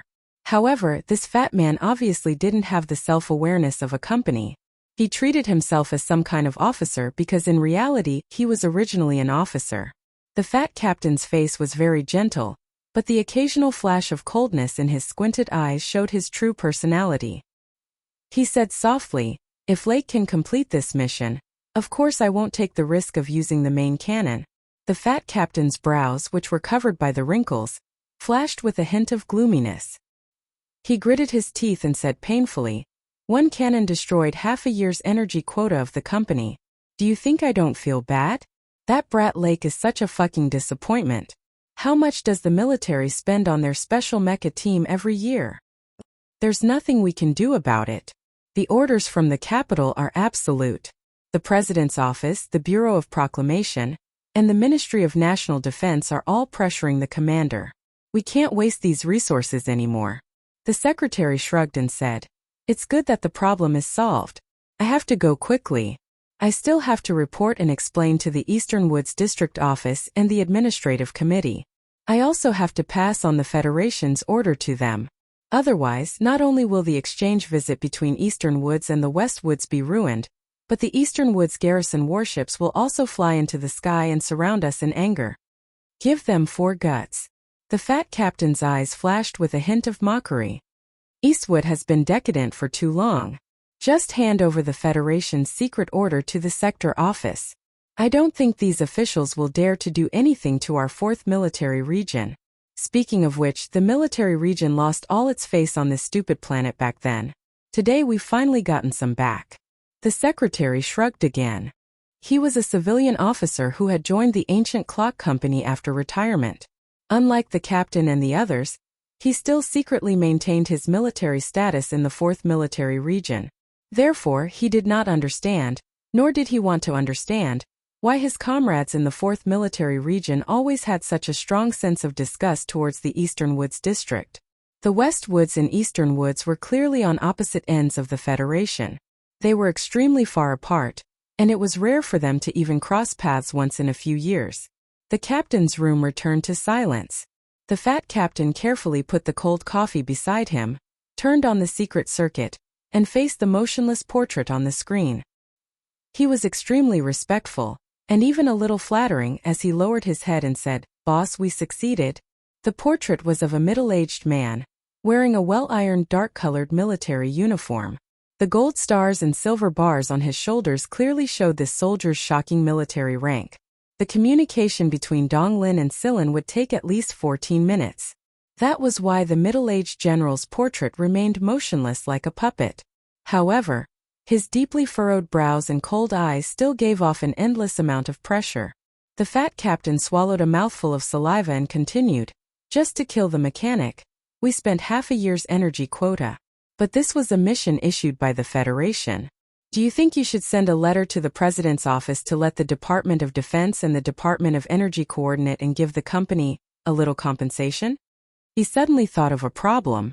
Taking advantage of the time before the portrait on the screen moved, he said shyly, "Also, the young miss still refuses to eat today." After saying this, the fat captain, who had fired the main cannon while talking and laughing, turned the mecha into ashes, and destroyed countless green spaces in the suburbs of Eastwood, shrunk and turned off the communicator. Then, he ran out of the captain's room with his butt raised. Sulu had also not eaten today. Under the cover of the explosion, he ran down from the hill. Taking advantage of the chaos in the suburbs of Hushi State, he successfully entered the underground waterway once again. He ran as fast as he could and finally ran into a forest where there were few people. His butt fell into a thick layer of fallen leaves, shaking up a stale smell. The youth panted rapidly. He felt his body was abnormally tired and hungry. His heart was also very tired because of sadness. No matter who it was, after experiencing what had happened today, their spirit would be greatly impacted. Moreover, he was not even 18 years old yet. At this time it was already late at night. Suddenly, there was a pitter-patter sound in the sky above the forest. Rain fell for no reason, shaking up the dust on the ground covered by fallen leaves, causing the entire forest to be filled with the smell of dust. Sulu, with his face covered in dust, his eyes were full of sadness. He closed his eyes, bit his lip hard, and took a deep breath. He looked at the signal jammer in his hand and found that the blue light was getting fainter and fainter. It would lose its effect in at most 2 minutes. "Let's begin." Sulu stared blankly at the metal bracelet on his wrist. Using the pad of his finger, he gently touched it, revealing the metal wires and those tiny chips inside. He felt his heartbeat become stronger and stronger, but his body was getting weaker and weaker. The piercing pain at the back of his neck spread from the bone to the rest of his body. It was extremely cold. A new life was waiting for him. Chapter 30. The raindrops became heavier and heavier, more and more urgent, hitting the big leaf autumn forest on the outskirts of Hushi region. The pitter-patter was like the sound of war drums on an ancient battlefield, beating an exciting rhythm, urging people to bravely move forward, forward and forward. In the already soaked autumn forest, the rain soaked all the withered leaves of the trees, and also soaked Suli's body. Staring at the little star-like chip in the bracelet, the young man's heart was filled with complicated emotions. Once he switched to a brand new chip, it represented a completely unknown future, a completely new life, completely cut off from the past, no friends, no family. Of course, he didn't have any family before, and he didn't have many friends, but the coffee in Hushi region, the beer in Hushi region, the clock tower street in Hushi region, the girls in Hushi region, the operation room in the mine, the repair shop in Xianglan Avenue, the library in the State University, and this unchanging dusky sky. All of these memories, was he going to say goodbye like this? Suli's fingers trembled incessantly. He knew that once he pierced the hair-thin metal wire into his neck, everything would change. Maybe it would be good, maybe it would be extremely bad, who knew? Facing the most difficult and easiest choice in life, Sulu, with a calmness that didn't match his age, used only a dozen seconds to make up his mind, because the gradually dimming blue light in the rain reminded him that the electronic surveillance of the Federation would find him soon. If he wanted to live freely, then he must no longer be Sulu. Fiercely wiping away the raindrops on his face, revealing clean skin under the dust, Sulu muttered a few words in a low voice, and the emotions in his eyes became calmer and calmer. His hands no longer trembled, and with unusual stability, he pulled out the metal wire from the bracelet, aimed it at the back of his neck, and slowly pierced it. As for how to exchange for a chip, The weak light screen that had popped up on the bracelet had already taught Su Lu. However, the young man's current actions were, after all, exceptionally frightening and absurd in his knowledge. He had never even heard of someone being able to forge a human chip to avoid the radiance of the first charter. He didn't have much confidence. His hands still didn't tremble, but they appeared exceptionally slow. This was what the mechanic Feng Yu admired the most about him. He had a natural control over the metal mechanical chip, and more importantly, no matter what kind of dangerous situation he was in, this young man could always maintain his calm, even if it was only on the surface. In order to exchange for the chip in his body without the help of the relevant equipment, one must have the most stable hands and the most stable heart in the world. Coincidentally, Su Lu had both of these. Even though he was so tired that he could fall asleep at any time, hungry to the point that his eyes were somewhat unfocused, and sad to the point that the rims of his eyes were still red under the washing of the rain, his hands were still stable. Perhaps it was precisely because Feng Yu believed in this young man's ability that he would hand over such a precious legacy to him. The extremely thin metal wire steadily stopped at a distance of 0.5 millimeters from the skin. The rain in the autumn forest very tactfully brushed past the metal wire and left, not interfering. This was a job that no one knew about, but was enough to shock the entire Federation. Right at this moment something strange happened. The sharp tip of the metal wire, which had not trembled in the slightest, suddenly trembled as if it had smelled some kind of extremely sweet and blissful paradise. The tip of the metal wire rapidly trembled and vibrated within an extremely small range, faster and faster. It was so fast that it could not be seen with the naked eye, so fast that the wind and rain could not hit it at all. It seemed to have sensed something and continuously searched, using the tiny electric charge attached to it as a source of energy to search continuously. It searched on the exposed skin of Su Li's neck. A layer of small goosebumps appeared on the back of Su Li's neck. Because he was nervous, he allowed the rain to wash over him, but he did not dare to move at all. After who knew how long, only a light beep was heard. The tip of the metal wire that had been rapidly trembling suddenly entered a state of absolute stillness. The metal wire maintained its strange curved state, its tip aimed at the skin on the back of Su Li's neck. In this stillness amidst the wind and rain, a weak blue electric current began to accumulate, like an extremely sharp sword waiting to be unsheathed. A bolt of lightning illuminated the dark sky of the outskirts amidst the wind and rain. With a crack, the sound of thunder rumbled through the entire world. Like a light snake, the lightning carved a demonic mark in the air, and also slightly brightened the autumn forest. In this instant of light, the figure of the youth kneeling in the rain suddenly froze. With a whoosh, the metal wire automatically extended by 3 centimeters and easily pierced into the back of Su Li's neck. Then the metal wire began to tremble with all its might, like a sword that was trying to break through the defensive armor. It was also like a lightning-striking venomous snake that was biting its prey, continuously injecting venom, wanting to give its target the final fatal blow. At this moment, if someone was present, they would definitely notice that the figure of the youth kneeling in the rain began to tremble in pain after stiffening.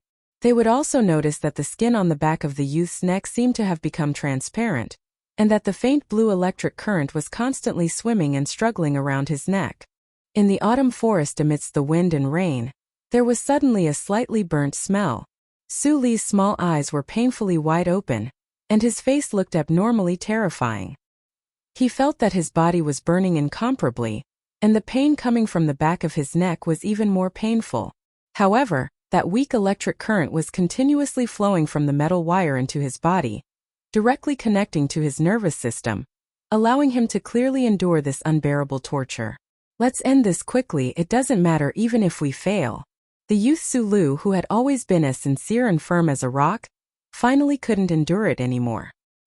He felt that the blood in his body seemed to be boiling, and his mouth and tongue were incomparably dry. His entire body was in pain as if he was struck by lightning. Just as he was about to give up, there seemed to be some kind of sound coming from the back of his neck. It was like the sound of the circuit chip that he was most familiar with, and also like the sound of a sword being sheathed again. The storm hit the autumn forest, soaking the sky and earth. Su Li's thin figure trembled in pain. His fingers powerlessly left the metal wire, and his whole body knelt in the forest in the rain. An indescribable pain and feeling made his body bow, and then he looked up and painfully screamed at the rainstorm falling from the sky. The rain fell on his face, and it was incomparably painful, sliding down his body. He knelt in the rain, but still felt pain and burning all over his body. In his heart, he was somewhat at a loss as he prayed to the black sky. Let the storm come more violently. Then, his mind went blank, and he powerlessly turned over, falling into the rain and dirty leaves all over the ground.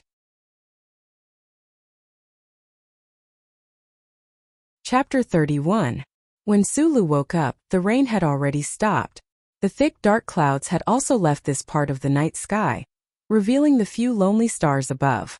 There weren't many stars that could be seen in the Donglin district's night sky.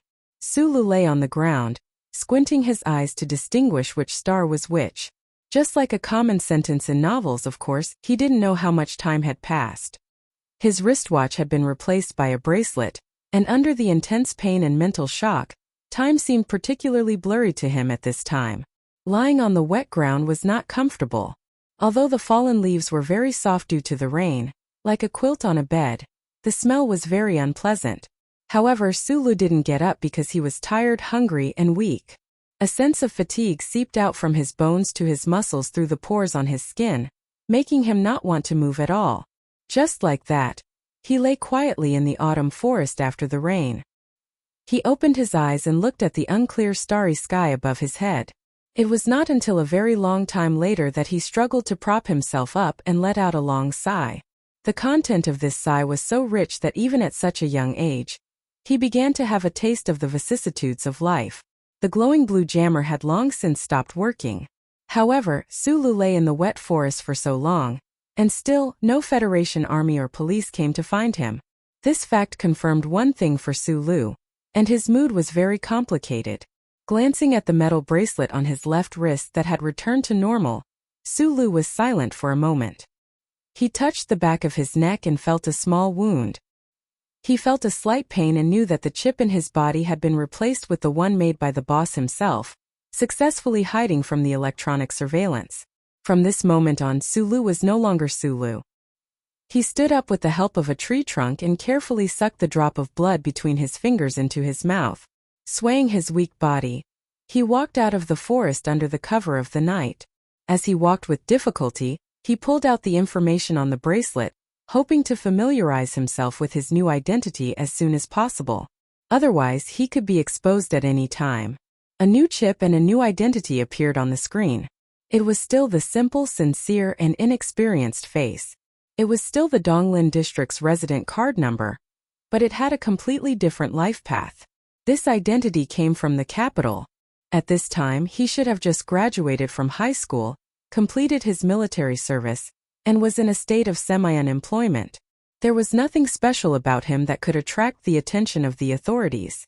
And the name of this identity was Sulu or Sulu. He didn't know if it was because of the chip change that caused some deviation in Sulu's spirit, or because the previous rainstorm washed away the layer of dullness that hid his personality, or because of Uncle Feng's death. He decided to live a better life. In short, Sulu, who was walking down the mountain, looked at the ID on the screen. He screamed in a way that didn't match his personality, and then fell heavily to the ground. Uncle Feng, you clearly prepared this identity for me, but you didn't tell me it would hurt so much. Besides, why are you still calling yourself Sulu? You're really not worried that I'll be captured by the army?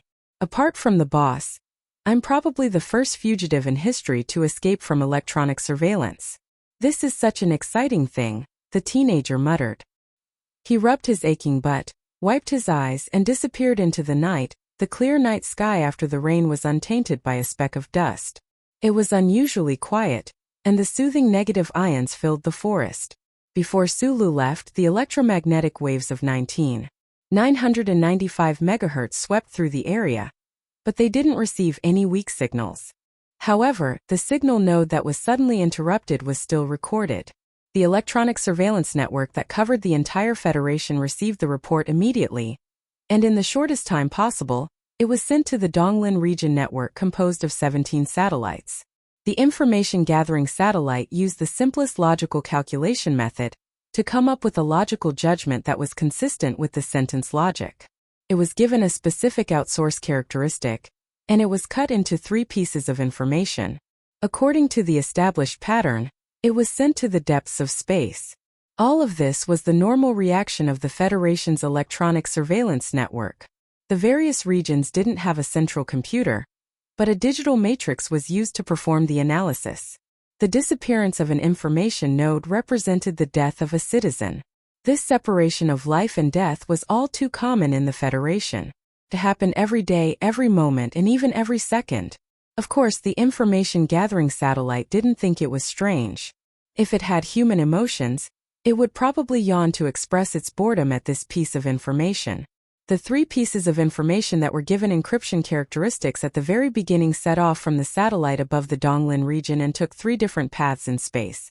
After passing through 9 information amplification and acceleration space stations, they crossed an extremely long distance and crossed an unknown number of nebulae and dust. Finally, after 4 minutes and 12 seconds, they entered the atmosphere of the capital planet of the Federation's Upper Forest region. After a final information amplification and filtering, they entered the large receiver at the back of the building on the outskirts of the capital.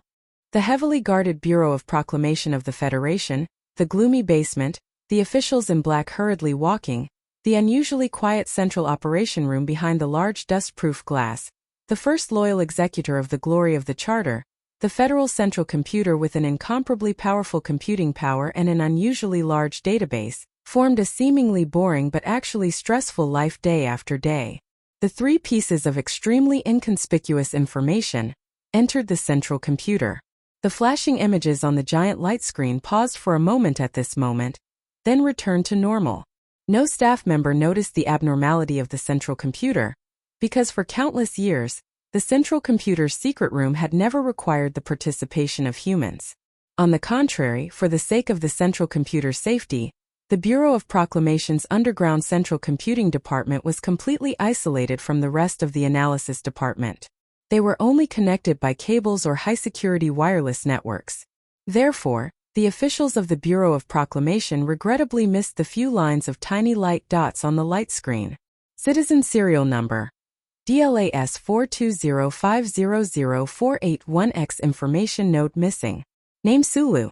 Remarks. Federation 4427 Plan Target 2. Death confirmed. Warning. This is an extension of a Level 1 sequence event. Serious warning. There is a 30% probability that Citizen Sulu has entered an abnormal situation. Serial number is 72. Citizen Sulu has entered an abnormal situation. Serial number is 72. Response. Search on your own. If you can find him, initiate contact. If the target refuses, establish an observation system and submit a report for the government's reference. Abnormal Situation Handling Procedure 1, N.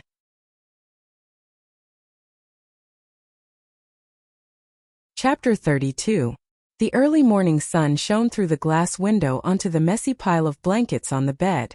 The fine dust particles in the air fluttered like insects under the bright light, as if they would never feel tired. The warm autumn day and the fluttering dust did not make the young man under the blanket sigh at the beauty of life. He was still like an ostrich, burying his head in his arms and continuing his deep sleep. Only after a very long time had passed did he somewhat unwillingly open his eyes. He spread out his limbs on the bed and stared blankly at the white ceiling above his head in silence. From the moment he opened his eyes, the craziness of the past 10 hours flooded Suli's mind like a tide. He stared blankly for a long time before realizing that he was now in the room that the boss had specially left for him, and not sleeping on the bed that he was familiar with. Everything that had happened yesterday was real, and not a nightmare. He already had a new identity. The chip on the back of his neck had been replaced, and the boss uncle, he really was dead. Sulu sat up and continued to stare blankly at the bedside for a while. He used his hands to rub his slightly hot face to wake himself up, but when he raised his head to look at the unfamiliar room, he still could not wake up. There was a saying in the Federation that a cunning rabbit would have at least 3 holes. Sulu did not expect that the boss, in order to avoid the Federation's arrest warrant, would actually arrange so many escape routes in the capital city of Hushi province. When he thought of this, a strange feeling emerged in Suli's heart. He felt that something was wrong. This was a single apartment that faced the street. The interior area was not large, and the furnishings were extremely simple. Apart from the large bed by the window, there was only a refrigerator, a TV screen, and a set of tables and chairs.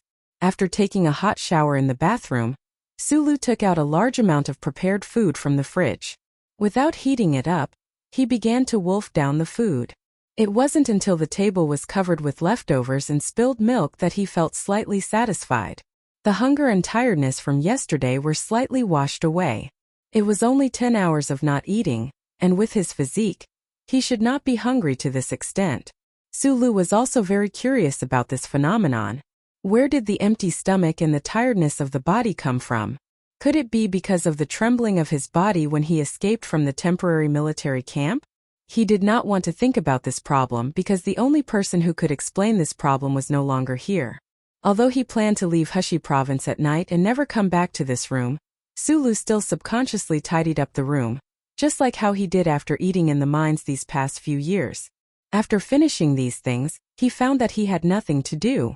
The police sirens were still sounding on the streets outside, and the aftereffects of yesterday's explosion were still fermenting. Naturally, he could not go out into the streets to bask in the sun. So he began to sit by the bed in a daze again. After a while, he turned on the TV and somewhat woodenly watched the little girl with purple hair blowing out the candles on the screen. He suddenly remembered that today was the 16th birthday celebration of himself and the uncle's favorite, Jian Shuer.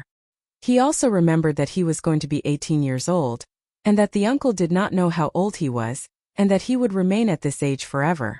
So his heart tightened, and he could no longer control his emotions. Looking at Jian Shuer surrounded by tens of thousands of people on the screen, tears flowed down his face. Sulu lowered his head and wiped away the tears on his face. He did not notice that on the screen Jian Shuer was beaming as she showed the beautiful bracelet on her wrist to the people around her. For the entire day, Sulu stayed in this room. Through the information screen on the bracelet, he firmly memorized what he should remember and how to escape from Donglin.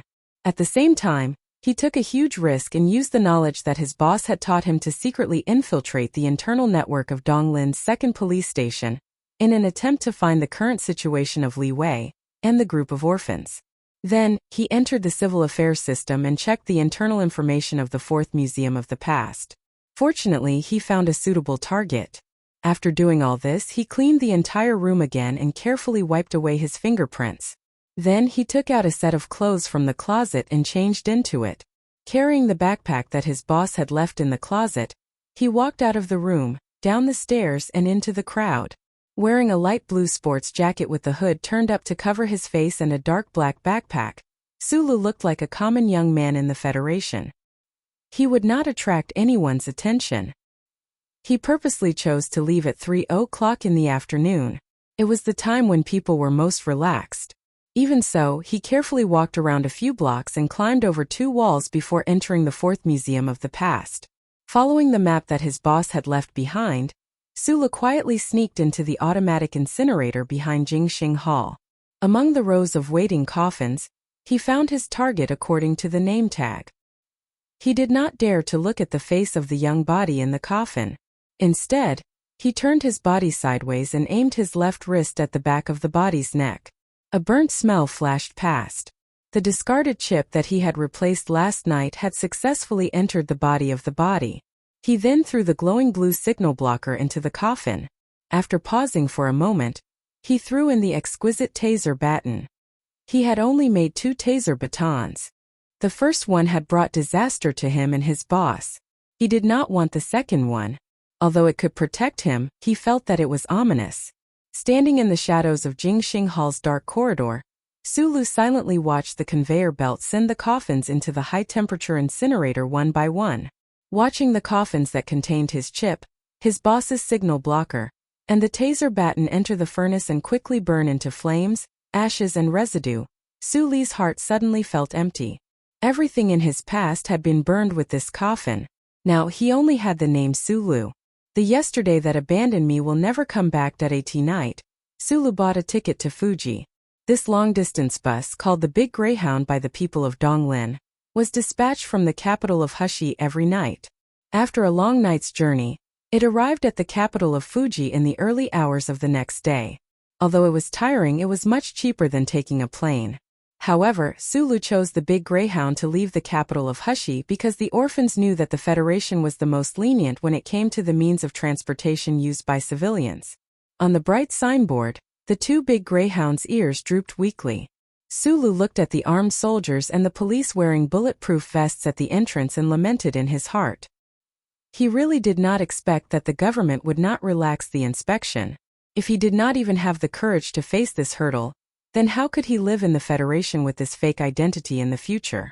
Sulu touched the back of his neck and smiled brilliantly. He smiled so much that his eyes narrowed. He calmly walked towards the door.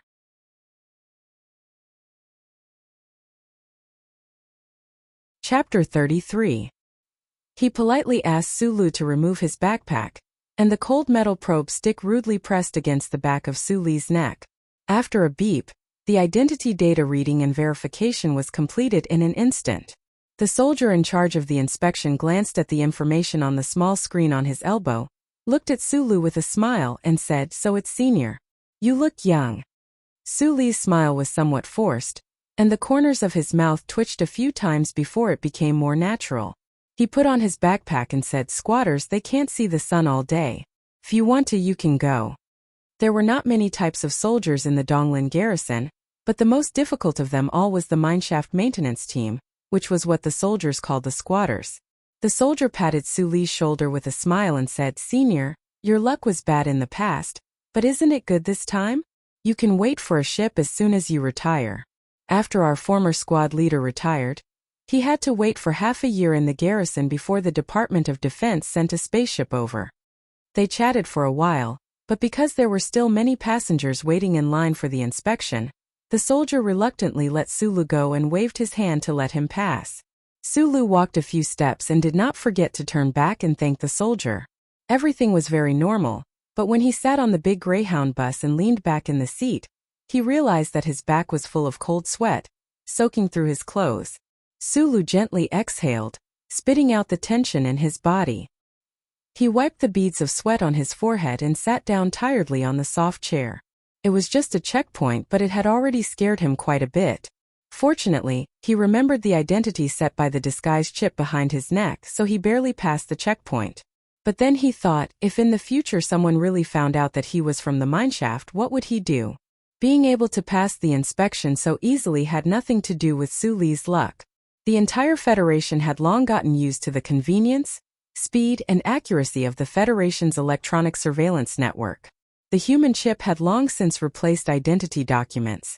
Except for certain important areas of the Federation that might carry out fingerprint and iris comparisons, the majority of identity confirmations relied on the human chip.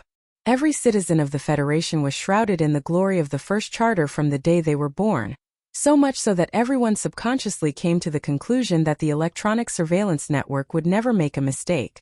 In fact, for countless years, the central computer of the Bureau of Proclamation and the electronic surveillance network throughout the Federation Society had indeed not made any mistakes, except for that mechanic and the youth who was currently sitting limply on the long-distance bus. 23 days later, in the capital of Fuji State, the sky was gloomy and so was Sulu's heart. He sat in a fast food restaurant on the corner of the street, eating the beef noodles in front of him tastelessly. From time to time, he would raise his head and anxiously look at the solemn building in the middle of the street in the distance. He chose to have his lunch here because this fast food restaurant was the closest to the first instance court in the state of Foggy. He could immediately inquire about the trial today. The police car flashed its lights and turned off its siren as it drove past the street outside the fast food restaurant. Sulu looked out through the glass window. At this moment, he was a little absent-minded. He immediately lowered his head and buried his face in the wide bowl of noodles. He felt like he saw the faces of Li Wei and Xiao Chong in the police car just now. The orphan gang that Li Wei was in had disbanded under the attack of the second police station. For some unknown reason, the trial of the case was arranged to be in the first instance court in the state of Foggy. The Federation's operation to eliminate the mechanic was top secret. Naturally, it was impossible for them to charge the orphans of Clock Tower Street with the meaningless crime of colluding with traitors. Li Wei, who was completely innocent, was finally sentenced to a year in prison. This was because he had just turned 18. This result was quite good. Presumably, the lawyer assigned to Li Wei by the government would not recommend him to appeal to the Court of Appeals or the Circuit Court. However, Su Lu still felt sorry for Li Wei. It was not only because of the prison sentence, but also because he knew that Su Lu definitely felt sorry for himself. This was because the Federation government knew about the existence of Su Lu and the mechanic from him. More importantly, Li Wei must have thought that Su Lu was already dead. "Young man, why are you frowning?" The old man sitting opposite Su Lu, who was also eating noodles, looked at the young man's distressed expression and said with a smile, "At such a young age, you are already pretending to be lonely and imitating despair. This is unacceptable." Even an old man eating noodles on the street could say such interesting words. Su Lu suddenly felt that the heavens had no eyes, allowing him to be surrounded by such strange people. He didn't know why, but he suddenly had the urge to tell his secrets, but he had no one to tell them to. He stared blankly at the old man's wrinkled face and asked, "Old man, have you ever encountered any big trouble in your life? Has there been anything that has made you sad?" "No." The old man's answer was very straightforward. He had the crispness of the people of Donglin. In this world, there is no obstacle that cannot be overcome. If you really can't overcome it, then it is your fate. Who can fight against fate? It is just a little bitter. Think about it, when have we, the people of Donglin, ever been afraid of hardship? We also do not complain to the Federation about anything. Living happily is not better than anything else. But I just want to live an honest life. There are also troubles that will come to me, and I might even be wronged. Then don't live too honestly. The old man licked the oil soup on the side of his lips and said, "Just like noodles, you need to be chewy, but the broth needs to be smooth and oily. This way you will not be bullied in society." The Donglin area was rich in stones, but it was also rich in silent and optimistic people like the old man, who were as tough as weeds. Su Lu suddenly thought of the people around him in this life. His emotions calmed down, and he thought of the things that he had not thought of because of his fatigue, anxiety, and sadness.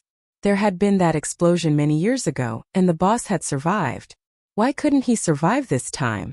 Perhaps the boss had switched to another chip, and was pretending to be an old university professor. Was he fooling those young female university students? Or perhaps the boss had transformed into a business rookie, and was playing with his ability to get money without risking anything. Or perhaps the boss was in some corner laughing at his depression and sadness.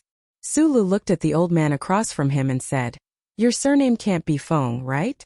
The old man's surname was naturally not Feng. He looked at the neurotic youth, sighed, and left with the bowl of noodles. Su Lu sent off the old man sent by the heavens to wake him up. He smiled foolishly at the broth and understood what kind of person he should be in the future. Just like the noodles in the bowl, he should persevere in what he should persevere in, and maintain the tenacity in his heart. But to realize the form of tenacity, the boss might be dead or he might be alive. It was just that he could not meet him. He was wearing a white robe and drifting away. Was this true? But what did it matter? If they did not meet for a lifetime, what was the difference between life and death? The key was what to do about his future, wasn't it? Su Lu had a smile on his face and cheered for himself in his heart. At this moment, this simple and sincere youth's mentality finally changed a little. It was like a ray of sunlight shining into his heart. At this time, the gloomy weather above Fuji had finally dissipated, revealing the incomparably beautiful sunlight. The youth walked out of the restaurant and whistled nervously at the girls on the street. He tightened the backpack on his back and walked in the direction of the garrison.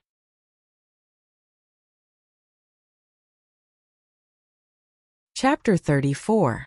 Before leaving the Hushi region, Su Lu had circled to the 4th Street in the twilight. He took a look at his beloved repair shop from afar, and was shocked to find that the entire building where the shop was located had been reduced to ruins. He did not need to care about how the Federation would explain this matter to society.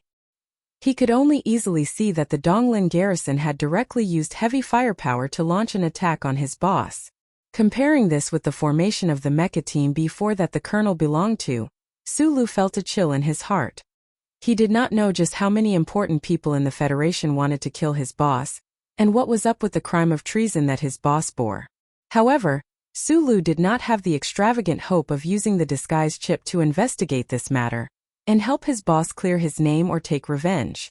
On one hand, it was because his boss had given him a serious warning in his last words. On the other hand, he knew that he was just an ordinary person now. He was too far away from the secrets of the upper echelons of the Federation society. He was so far away that he could not even look up to them. Standing on the empty cement ground of the garrison area's airport, Sulu turned around and looked at the familiar planet. He took a deep breath and his eyebrows, which were as thick and straight as knives, became much smoother. It was as if he could not bear the sorrow of leaving. As a retired soldier, he boarded a spaceship on the way to leave the Donglin region and head to the capital ring. This seemed to be his dream for more than 10 years. However, when this dream was realized in a bizarre way, Sulu still felt like he was dreaming. The identity verification and security check had been completed before he entered the garrison. At this time, Sulu was no longer as scared as he was a month ago. Instead, he could calmly face the omnipresent electronic surveillance network. He lowered his head and walked into the transit cabin, not forgetting to smile at the soldiers at the door. These soldiers were all from the West Woods. They were responsible for the security of the commercial spaceship above the Donglin region. After a month, the friendly visit between the Westwoods region and the Donglin region ended. They reached a package of reciprocal agreements and confirmed the assistance of the Westwoods to the Donglin region.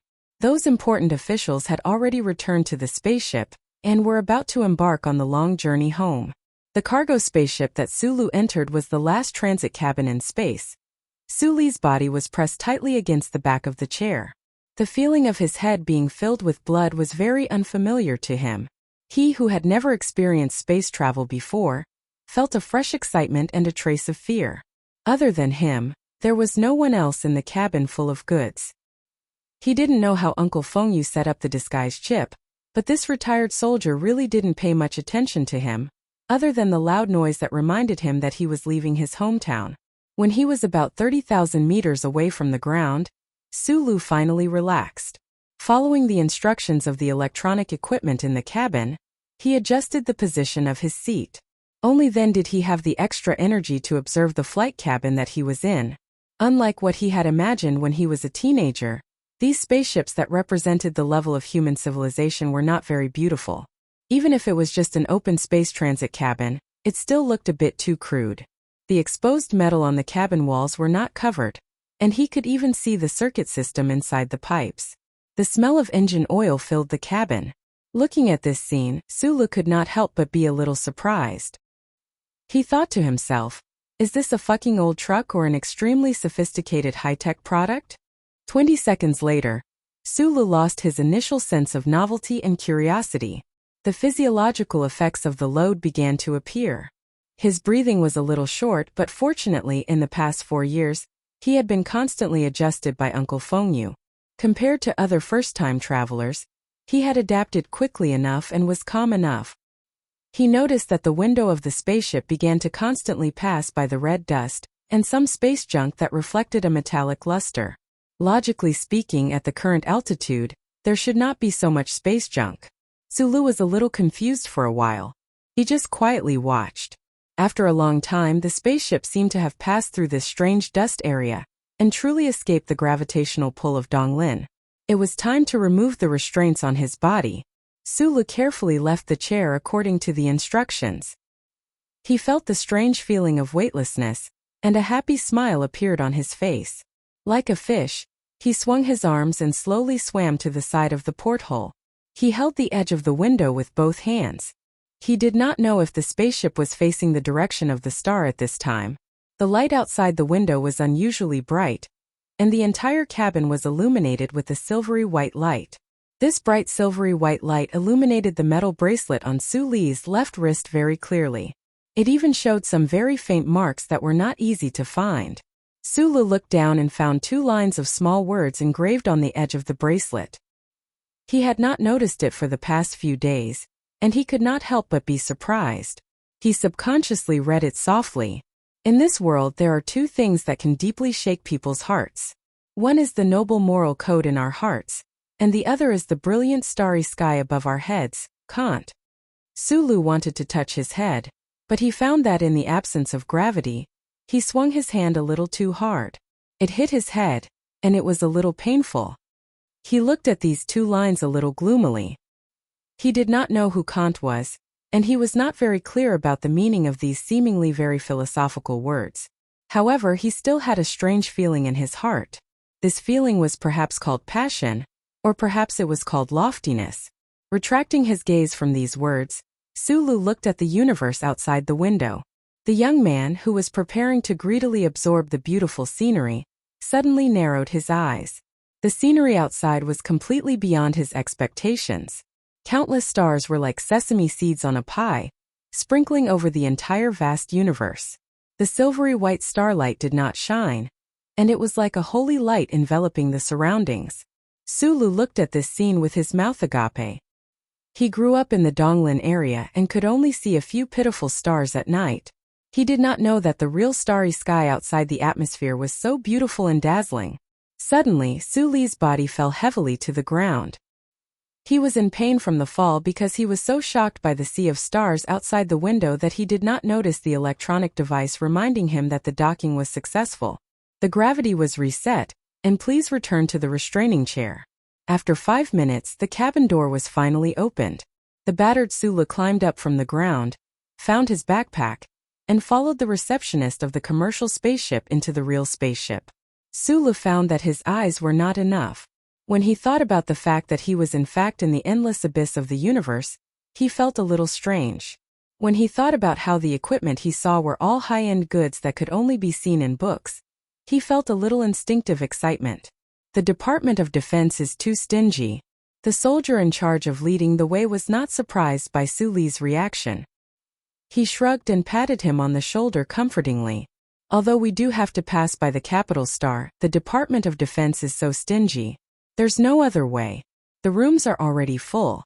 I have to ask you to stay in Area 32. No problem. Sulu nodded. After all, this was the spaceship of the West Woods people, and not the Department of Defense's own troop carrier. It was good enough that he had a room. In the empty Area 32, Sulu stood alone by the giant window, carrying his backpack. He looked at the distant East Forest planet and sighed. Just as he was about to find his room, he suddenly heard a very young and clear voice behind him. It made him want to protect it. Protect me. Sulu turned around abruptly. Then his mouth fell open because he saw a little girl in white pajamas, bathed in the silver starlight. The little girl was only 5 or 6 years old. She was holding a doll in her arms. Her innocent eyes were filled with tears, and her whole body seemed to emit a delicate aura.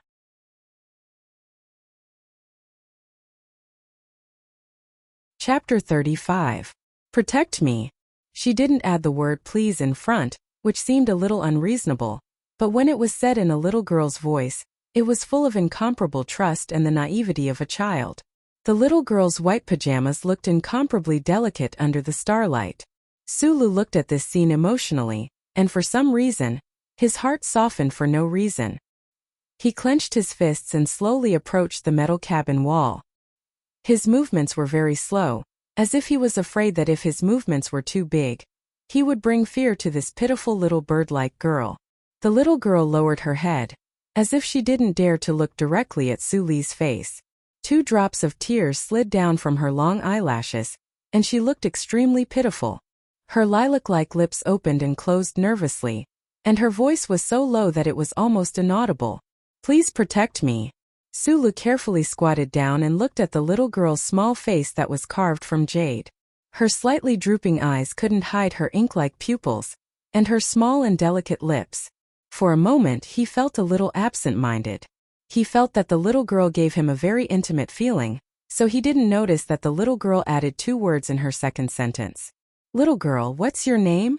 Sulu subconsciously blinked and pursed his lips, not wanting to let his absent-minded appearance make the little girl think of something bad. His gaze finally left the little girl's face and noticed that the little girl's hair was very special. Pure black hair draped straight over both sides of her cheeks, and the middle part was very neatly cut into a straight line above her eyebrows and covering her forehead. It looked like a piece of watermelon skin. My name is Zhong. Firework. The little girl was still tightly hugging the doll in her arms. She bravely raised her head to look at Su Lu. Perhaps it was Su Li's honest face that gave her courage, or perhaps it was Su Li's straight eyebrows that gave her confidence. She stammered out her name. "This name is too unpleasant to hear," Su Lu muttered in his heart. He didn't know what this little girl's parents did for them to give her a name that could easily cause ambiguity. He scratched his head and said, "Why don't I just call you Little Watermelon?" The little girl named Zhong Firework widened her eyes and felt endless confusion. She cutely tilted her head and asked, "Uncle, why Little Watermelon?" Su Lu stretched out his index finger and brushed the hair on the little girl's forehead. He smiled and said, "Because your hair is like a beautiful piece of watermelon skin?" Although Su Lu didn't know that this commercial spaceship belonged to the Ancient Clock Company, and that the 4th Military Region was hiding behind the Ancient Clock Company, he could logically deduce that on such a heavily guarded spaceship, under the glory of the First Charter, at the edge of the universe far away from the Empire's borders, there shouldn't be anything that could threaten such a cute little girl. He also didn't think that this little girl called Zhong Huahua, or Little Watermelon, needed to be protected. On a spaceship, this little girl should have a family accompanying her. But no matter how he asked, Little Watermelon refused to tell him what had happened, nor where her family was. Su Lu thought for a while and decided to find the staff on the spaceship. After all, the little girl was a living person, and he didn't dare to take responsibility. Su Li's room was in Area 32, which was the most remote area of the spaceship. It had the most backward facilities and was also the quietest area. Other than the noise of garbage being transported from the pipes behind the wall from time to time, no one had come here while the two of them were talking. Su Lu took the little girl's hand and walked outside. He comforted her. "Little Watermelon, you don't have to be afraid when you find your family." "Uncle, I'm scared." Little Watermelon was a very sensible child. She probably knew that she had brought a lot of trouble to this strange uncle. When Su Lu took her hand and walked out, she didn't make a fuss or struggle. She just held the doll in one hand and lowered her head as she said, "There's a bad guy who wants to kidnap Little Watermelon and take her somewhere else so that Little Watermelon can never see father and mother again." Su Lu stopped in his tracks. He turned around and looked at the little girl's side profile seriously, as if he was trying to discern whether this terrifying story was just a child's nonsense, or whether there was a dark curtain hidden behind the light. With this glance, he saw the dust and dirt on the back of the little girl's snow-white nightgown and the stain on the doll. No one came to Area 32. How did this little girl come here alone on such a big spaceship? What about the people who were watching over her? Did the little girl crawl out from those pipes? Otherwise, how could she be so dirty? What kind of horror would make a 5- or 6-year-old girl crawl into those dark pipes? Su Lu looked at her seriously for a while. Uncle Feng admired his ability to read people, but he still couldn't see any trace of the little girl lying. Without thinking for too long, Su Lu turned around and walked back with the little girl's hand. He wanted to go back to his room and think about it. He was a little worried about leaving the little girl in the hands of the spaceship staff. At least she would be safe if she followed him. It would be good for him to find out more information before making a decision. The little girl stared blankly for a moment before immediately understanding the meaning behind this turnaround. She walked quickly in small, quick steps in an attempt to keep up with Su Li's pace. Her movements appeared especially cute. The tears on her little face had yet to dry when she began to laugh. Her laughter was exceptionally happy, and her large black eyes narrowed together like a crescent moon in the night sky of Shileen's star. "Thank you, Uncle. Call me Big Brother from now on. Little Watermelon." Su Lu had always been a straightforward person. Once he decided on something, he would do it to the end. Holding the little girl's hand, he was in a very good mood. His trustworthy eyes squinted, looking very much like the half-lake in the East Woods Nature Conservation Area. The ancient Bell spaceship was still going through its last logistical energy supply.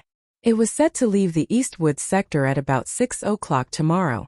During this time, Su Lu stayed in his room with Little Watermelon.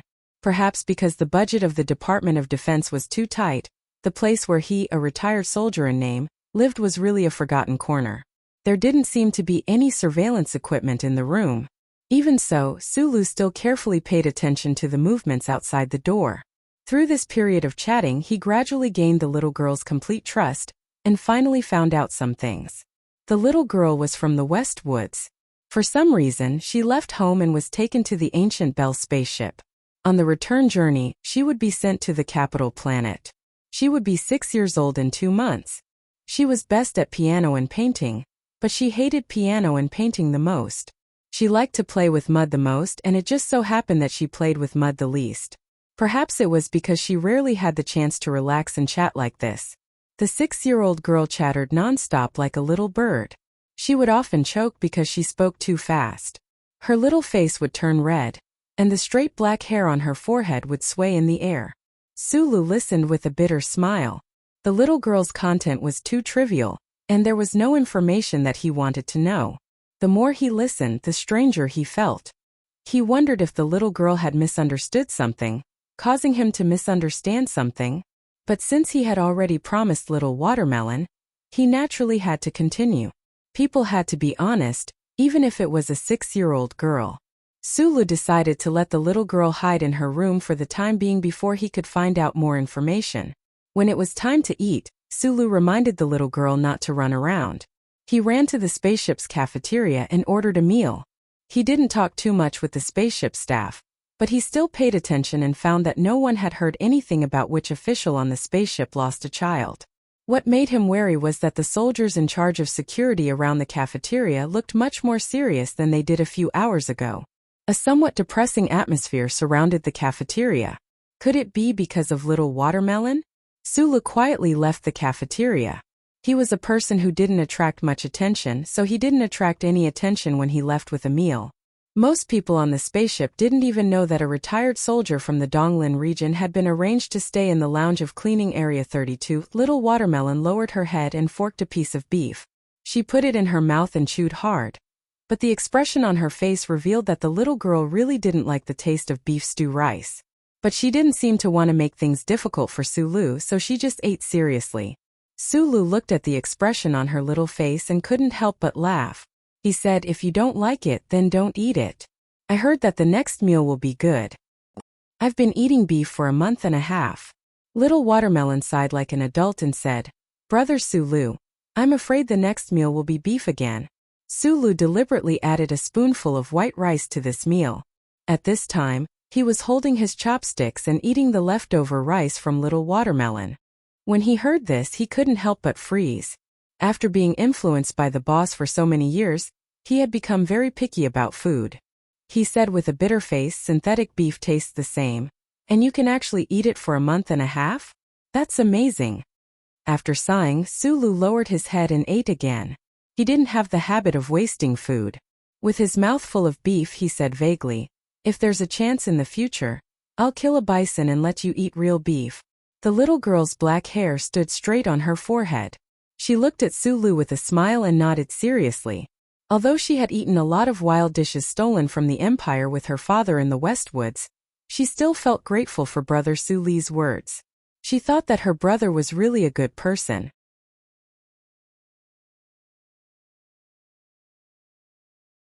Chapter 36. In the faint sound of the engine, the fixed curtains on the room's porthole slowly opened, and the starlight outside the spaceship shone in. Sulu, who was engrossed in chewing the synthetic beef, looked up in surprise. He found the little girl with the watermelon haircut looking out of the window quietly. The corners of her mouth were slightly raised, and she smiled sweetly. Her tender face was full of envy. It was not until then that Sulu noticed that the little watermelon's eyes were not big, but they were exceptionally bright. At this time when she smiled, her eyes narrowed and she looked very cute. The young man smiled in his heart, thinking that the intimacy he felt when they first met probably came from these eyes. He followed the little watermelon's gaze and looked out of the window. His eyes were fixed in the distance. He slowly put down the chopsticks in his hand and sighed softly. Outside the window was his hometown, Donglin. Thinking of this and changing identities, he did not know if he could ever come back in this lifetime. No matter how optimistic and cheerful Sulu was, he felt a little down.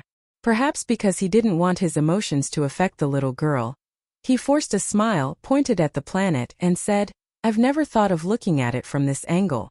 The picture albums I used to see in school were much more beautiful than the real picture." The quiet planet was suspended in space. The blue sea and green fields were clearly visible. Even the spaceship could see the strangely large white mine pits, like scars that described the ancient history of the planet. However, at the edge of the planet's atmosphere, there was a layer of gray and light red dust, making the scenery look like it was covered with a layer of gauze. When it fell into the eyes of Sulu, who was in a bad mood, he could not help but feel a little uncomfortable. That is the legacy of the early days of the planet's development. The little watermelon scratched her hair cutely. She knew at a glance what Sulu was referring to. She explained in a childish voice, "The three major galaxies of the Federation are at the edge of the silver core. The density of stars in space is too high.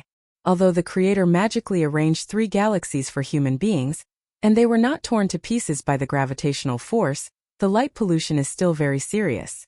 In particular, Donglin is too close to the stars in the system. Without this layer of red soil particle belt shielding the rays, it would be difficult for human beings to survive healthily." Little Watermelon looked at Sulu and nodded, saying seriously, "Big brother, although the dust is ugly, it is really useful." "Ah, are you saying that the dust is man-made?" "That's right. It seems to have been the largest group explosion in history. At the same time, it was precisely calculated by the 5-man team that the effect was achieved." Sulu was stunned for a long time.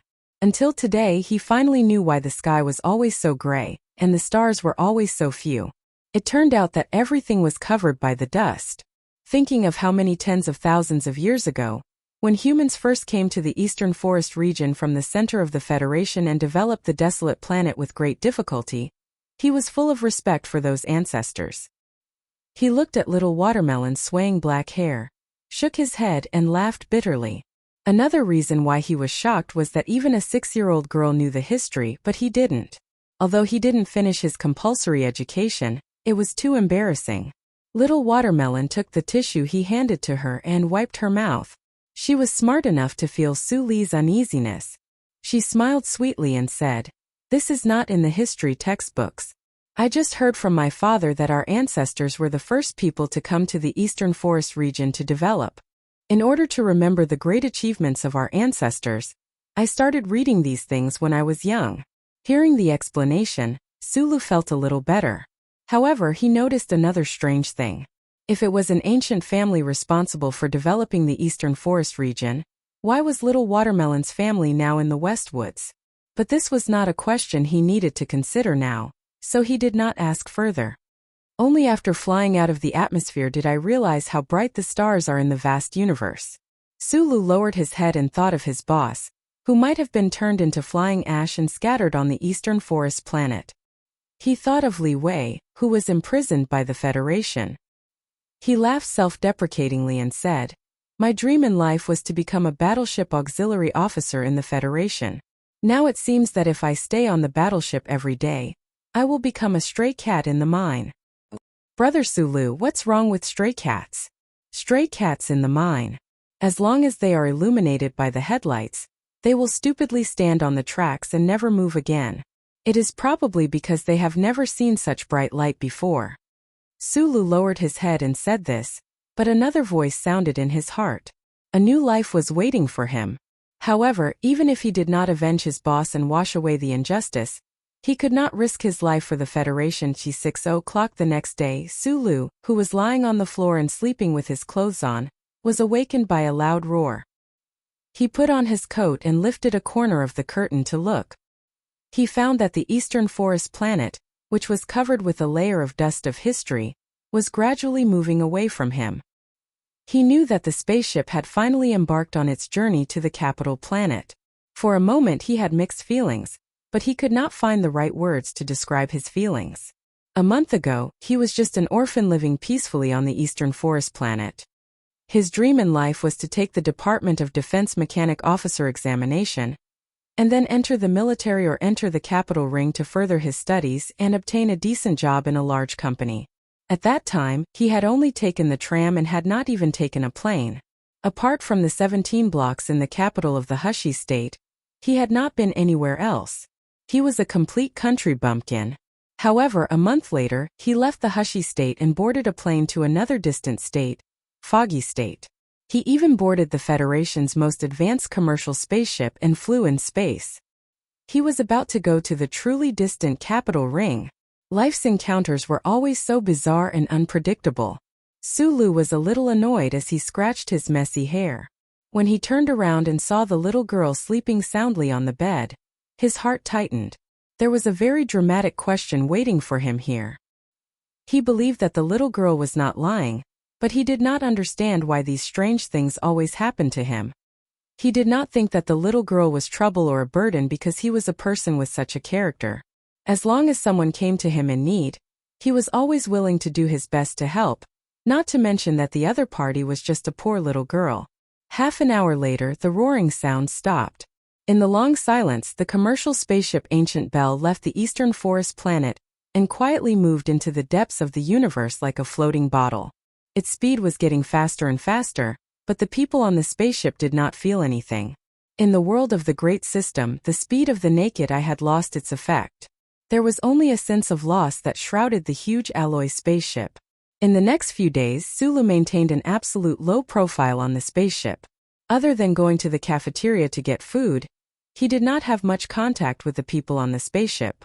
Not many people paid attention to this poor retired soldier who lived in the cleanup district. Although he kept a low profile, Sulu was still trying to find the little girl's family or something strange. However, it was to no avail. After several inquiries, he did not hear anything similar at all. Sulu didn't have a choice. He really didn't want to go against the little girl's wishes. Moreover, he had gradually gotten used to the little girl's existence in the room. Perhaps her existence could make his disguised escape journey less cold and lonely. What surprised Sulu even more was that the little girl, who was not even 6 years old, knew a lot. It seemed that her family had a good environment and had trained her to read books since she was young. Although Sulu had not been attending school for the past few years, she had still been working hard in the state university's library as per Uncle Feng's instructions. She had a wide range of knowledge and was very knowledgeable. Even so, she would sometimes be stumped by this little girl's questions. Talking, chatting, and playing games together was the best way to close the distance between people and gain trust. During the long space travel, it didn't take long for the two children to become familiar with each other. Because of the psychological needs of each other, they quickly trusted each other and relied on each other at a speed that exceeded the speed of time. Little Watermelon, you sneaked out of the room by yourself. Do you still remember where the room is? Sulu asked subconsciously one day. He did not have much hope because the ancient bell was too big. How could a 6-year-old girl remember the location? Unexpectedly, the little Watermelon blinked her eyes, then raised her finger and pointed to the ceiling of the room. Sulu was stunned and only reacted after a long time. After inquiring for the past few days, he knew some things about the ancient bell. The spaceship's residential area was divided into 2 floors. Besides the upper floor of the spaceship staff, the upper floor was occupied by the big shots that no one had ever seen before. Are you sure? Sulu looked into her eyes and asked. The little Watermelon nodded and then said in a trembling voice, "But I don't want to go back. Tell me the place and I'll check it out." The little Watermelon lowered her head and hugged the doll, whispering, "Brother Sulu, I only dare to take you to the place where I crawled out." Sulu, who was covered in dust, stared at the little Watermelon in his hand. He could not understand how this little girl could accurately pass through the complicated air conditioning system of the spaceship and directly take him from Area 32 to a completely unfamiliar place. He patted the dust off his body and carefully pushed open the heavy cabin door in front of him. He saw a piece of military green tarpaulin. Sulu curiously lifted the tarpaulin and was surprised to see a mechanical arm facing him. The owner of the mechanical arm was a very tattered old mech. It was unknown how many years it had been left here. It was covered with dust from history.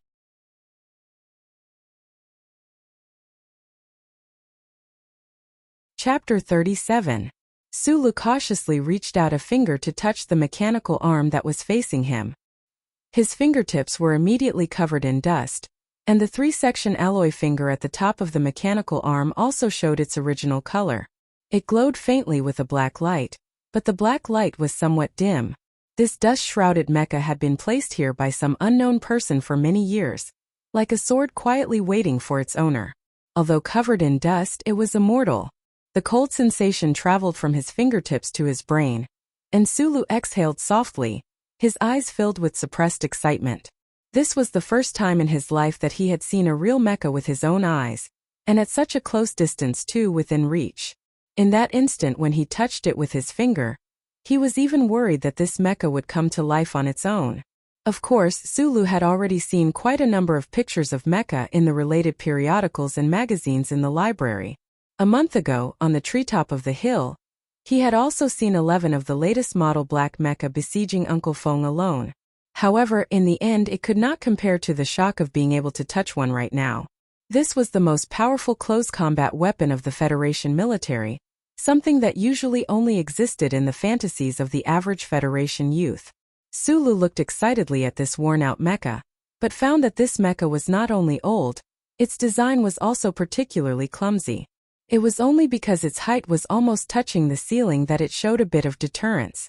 The weapon loading system on the mecha had long been stripped away, and the connecting parts of the alloy components were also damaged. He did not know if it could still move. Sulu found a nameplate somewhere inside the mechanical leg of this worn-out mecha. Wiping away the dust on it, he stared blankly at the words written on it. He did not understand when the Federation had produced this type of mecha. Little Watermelon, who had been quietly letting him hold her hand, also poked her little head out curiously. After a few glances she said, "Big brother, M02. M02, the first generation of mecha from the Federation's 37th constitutional era. It was considered a semi-finished product, but the subsequent mecha designs basically followed the design of this model, including the current federal military's most advanced M52 series mecha. They could all be considered its descendants." Sulu raised his head and sighed as he looked at the shabby mecha. Who would have thought that he would actually have the chance to see such a legendary antique? "It's broken." Little Watermelon noticed the excitement and eagerness in Sulu's eyes, so he cautiously reminded him, "I've taken it back." Sulu scratched his head and chuckled. He also felt that his impulse at this time was somewhat unreasonable. He forcibly suppressed his desire to continue watching the mecha. After all, compared to his own interests, solving Little Watermelon's problem was more important at the moment. He held the Little Watermelon's hand and continued to walk to the other side of the room. He pulled out the toolbox on the wall, removed the screws for the air conditioning channel and went in. Without looking back, he said directly, "Wait for me here. Don't run around." This garbage collection cabin, or rather waste storage cabin, was very remote. No one would come here for many years, so Sulu was not worried about the Little Watermelon's safety. However, not long after he went into the channel, he crawled back with a dusty face. Panting, he squatted in front of the Little Watermelon and said angrily, "Why didn't you remind me? I couldn't even crawl over." Yes, although there were no monitoring electronic devices installed in the air conditioning channel, the channel itself was very small at some junctions. An adult would not be able to pass through at all. Probably only a child like the Little Watermelon could pass through these channels and freely crawl around the spaceship. Looking at the dust on Suli's face, the Little Watermelon covered his mouth and laughed. The idea of finding the Little Watermelon's room to confirm the truth was dashed. Although Sulu had learned all sorts of skills from a random mechanic for a long time, he was not confident that he could be a spy in a high-tech spaceship. Perhaps it was because of his selfishness that he did not know, but in the next few days, he became quiet. He just played with the Little Watermelon in the room and ate the synthetic beef that was actually not bad, just a little monotonous. The Little Watermelon was really a very well-behaved child. There were no children's books or even a TV in Suli's remote and quiet room, but she was not noisy or bored. She just sat quietly on the bed and listened to Sulu tell her a story. Or she told Sulu a story. "Little Watermelon, don't you think it's boring to stay with me?"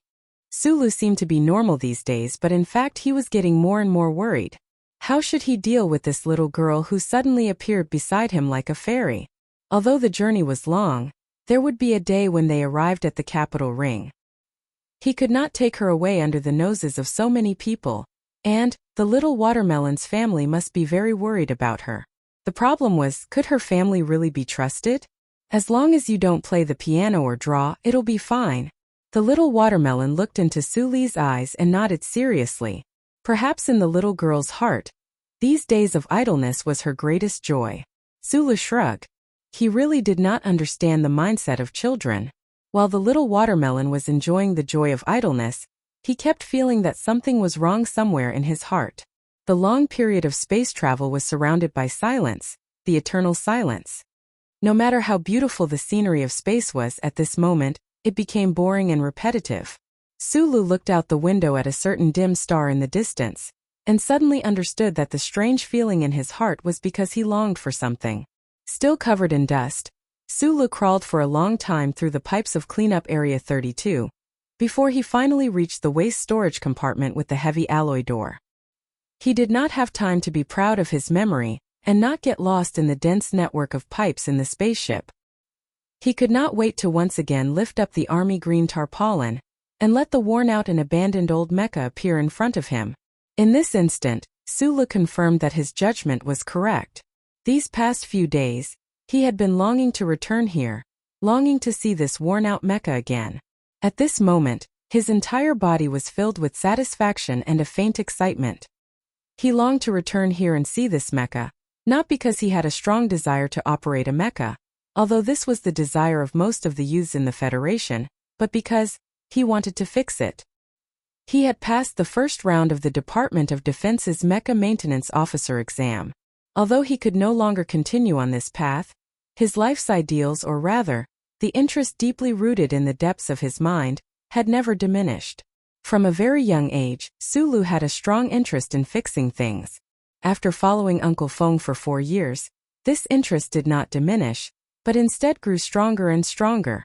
In the mining operations room on the outskirts of Hushi State's capital, in the repair shop at 4th Street of Xianglan Avenue, whenever the youth saw the electrical appliances brought over by his neighbors, such as broken crystal TVs, hard-to-adjust electric car axles, and all sorts of damaged life chips, he would be as excited and impulsive as a vulture seeing rotten meat. He wanted to fix these broken things at the first possible moment. It was just like this worn-out mecha he was looking at now, except this mecha was not quite the same as anything he had fixed before. Sulu was a man of action. Since he had crawled through the pipes to come here, he naturally would not leave just like that. He did not have the slightest bit of confidence that he would be able to fix this worn-out mecha to anything. In fact, he did not even know if he would be able to reconnect the 3 sections of metal, but he still began to work. Before he began, he maintained his good work habits. After rummaging through the dusty surface of the worn-out mecha for a long time, he finally found a vacuum plastic bag. He gave a low cry of surprise, confirming that it was just as the book had said. The bag contained the manual for the M02 mecha. Holding the manual, Sulu began to read with great interest, going from standing to leaning against the wall to finally sitting down. The starlight outside the spaceship did not change, and so did his gaze. He earnestly and greedily read through all the parameter values and component construction patterns, throwing himself into it. He did not know how much time had passed. Back in Donglin District, the mechanic Uncle Feng had not taught him anything about mecha. Sulu had even expressed his indignant protest and ridicule. He had painstakingly found a piece of mecha central control chip in the junkyard, but in the end, Uncle Feng had said that he did not know how to fix it. The present Sulu naturally knew that his boss was no ordinary person, and it was impossible that he did not know anything about mecha. However, it was already impossible for him to ask his boss any more questions about the technical aspects of mecha. Thus, he could only immerse himself in the dry manual, learning endlessly. After a long time, Sulu finally put down the manual. He lowered his head and thought seriously for a long time, and then began to get up to search for the tools and materials he needed in the waste storage compartment. At the same time, he raised his head from time to time to observe where the worn-out M02 was truly damaged. His gaze swept over the mecha's shoulder, and suddenly stopped at a hole in the ceiling outside the cabin door. He smiled guiltily. The little girl's head poked out of the hole, her black hair completely covered in dust. She looked very pitiful. Looking at Sulu on the ground, she said, "Big brother, I'm hungry." Sulu pushed the toolbox on the wall back to its original position, chuckling as he said, "Then I'll go get some food from the cafeteria first."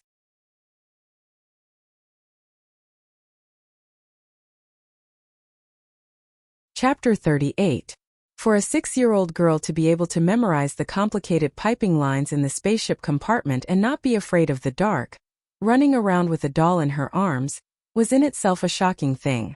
However, Sulu recalled that when he was 6 years old, he had already started to run around in the dark mine tunnels with Li Wei.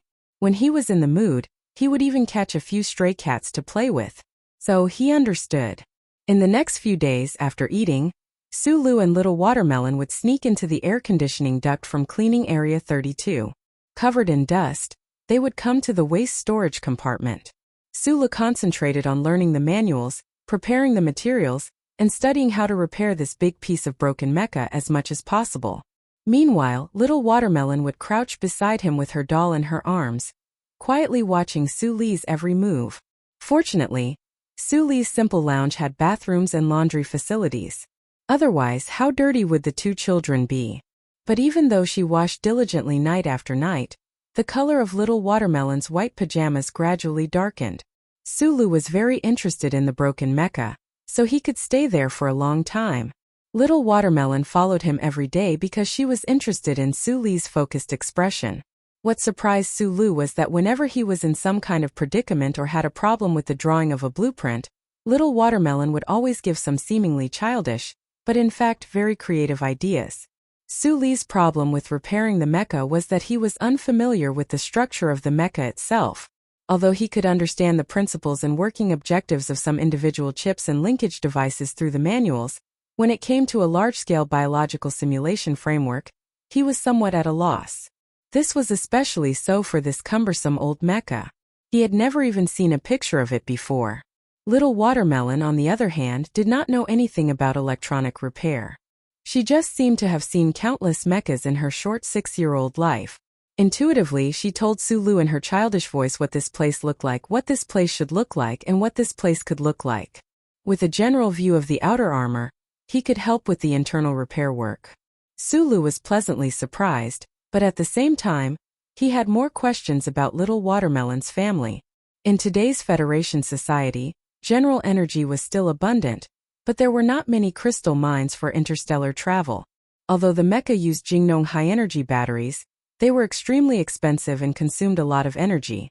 The entire federal military now probably had no more than 400 mechas.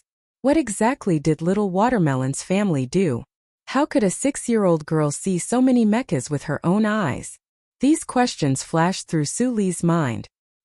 He did not think too deeply about it, because at this time, all his attention was attracted by the old mecha in front of him.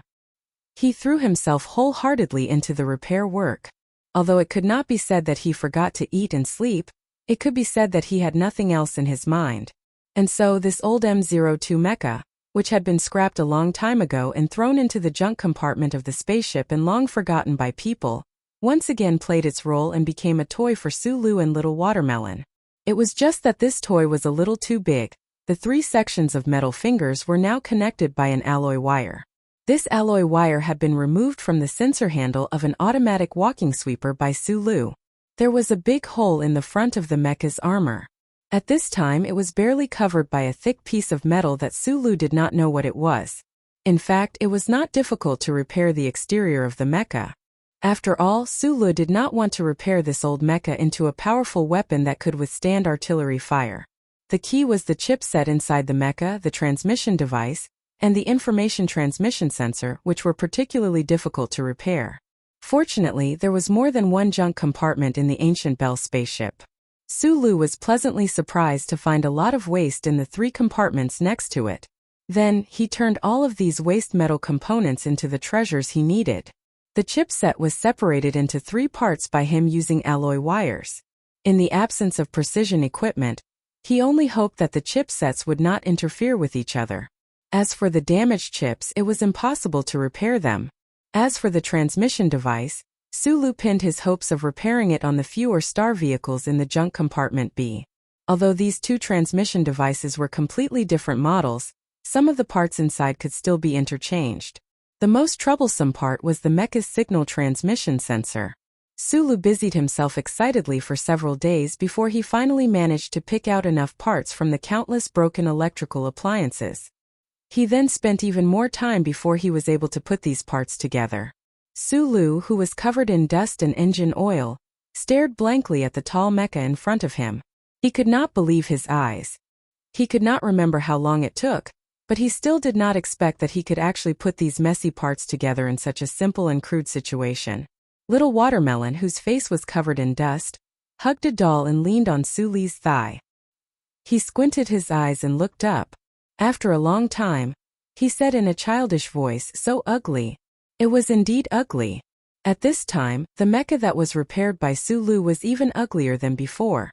The paint on the surface of the mecha's body had been ruined beyond recognition. The outer armor, which had been relatively complete, had been torn apart into pieces by Su Lu. This was because those parts could not be perfectly designed into the mecha system, and their sizes were also completely wrong. Therefore, in order to fit the transmission mechanism in, a part of the outer shell had to be broken off. At this moment, M02 was covered in oil stains and scattered circuit boards. It looked extremely pathetic.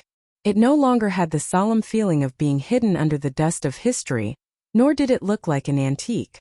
It looked more like a dirty and fat beggar wearing tattered clothes. It's really ugly. Su Lu reflexively rubbed his head.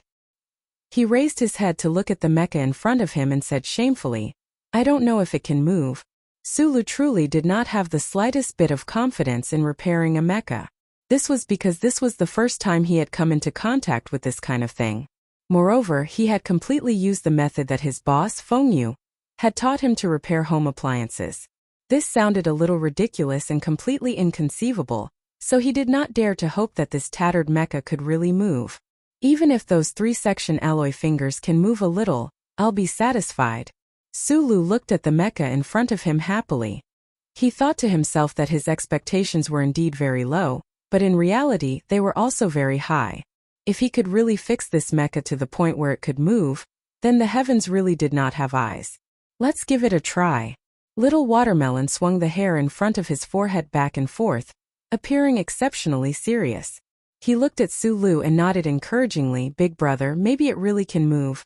There was a stable current output port in the waste storage compartment. This was something that Su Lu had confirmed on the first day. After hearing Little Watermelon's words, he took a deep breath and walked to the back of the beggar mecha. He connected the cable to the current output port on the wall, and then stared intently at the holographic display on the back of the mecha's waist. Only when the holographic display gradually turned red did he breathe a sigh of relief. He thought to himself that this first generation of Jingnong high-power battery was indeed worthy of being called a perfect product of legend. After more than 60 years, it was actually still usable. When the red beam rose to 1/3 of the height, Su Lu stopped charging. This was for safety reasons later. After all, this tattered mecha had been left here for so many years, and had been tormented by him for so long. If he started it up at full power, who knew what would happen? Although an explosion was impossible, what if it fell apart? He had encountered many accidents in the mine's operation room over the years, but today, he had such a cute little girl like Little Watermelon by his side. Of course he had to be careful. Where's the hatch switch? Although the M02 mecha's operation hatch had long been damaged, Su Lu still asked. According to the instructions in the manual, the mecha's program loading button could only be activated after the hatch was opened. Little Watermelon blinked, as if recalling a certain scene. She scratched her head in distress and pointed at the protrusion below the mecha's head armor. "I think it's there." Su Lu was already very trusting of Little Watermelon's guidance. As instructed, he smoothly opened the hatch that was no longer there. He then pressed the program loading button and began to wait silently, nervously, excitedly, and uneasily. After an indeterminate amount of time, the tattered mecha's operation hatch suddenly lit up. With a long beep, the self-check signal indicated that it had passed, and a faint, gentle glow enveloped the mecha's entire body. Su Lu stood dumbfounded on the chest armor of the mecha, completely unable to believe what he was seeing. Even the central control system was working? He had not harbored any hope at all for this repair work. But this mecha had actually been repaired? Although this was only repairing the most basic parts and functions of the mecha, and could not be considered a complete repair, he still felt incomparably excited and blessed. "Big brother, you're a genius," Little Watermelon exclaimed, clapping her little palms excitedly from the ground. "Of course, I've always been a genius." Su Lu was still in a state of shock. He wiped away the cold sweat on his forehead and subconsciously said this with a smile. However, he suddenly felt as if his heart had been struck by a heavy object, and he froze on the mecha high up in the air. Li Wei had once said that he was a genius, and Boss had also said that. Boss. He lowered his head and looked at the tattered parts of the mecha beneath his feet. Those odd-looking components, those chip monitors that were already showing signs of instability due to power issues, found them somewhat familiar. Only now did he understand why his technique had not felt at all rusty in the past few days of repairing the mecha, nor had he found it unfamiliar or difficult at all. Uncle Feng had taught him how to repair electrical appliances for 4 years, and he had even complained about it. It turned out that in the process of repairing those ordinary electrical appliances, the boss had already taught him the more precise techniques and broader thinking of how to repair mecha. Sulu stood on the mecha shrouded in a gentle glow, completely dumbfounded. He thought to himself that he was a bullshit genius, but he was actually an idiot.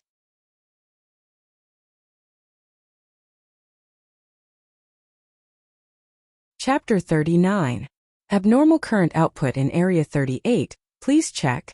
In the captain's main control room of the commercial spaceship, the computer's emotionless voice sounded. The captain acted as if he didn't hear it. He put down the coffee cup in his hand and said to himself in a nervous tone, "Where did she go? Where did she go?" It had only been a month since the spaceship left the Donglin district. During this month, the captain, who was originally fat, had obviously lost a lot of weight. His eyes, in particular, were surrounded by dark circles. He looked extremely haggard. It seemed that the cups of coffee in his hand did not help him in the slightest. There's an abnormality in Area 38. The spaceship's computer didn't repeat the warning.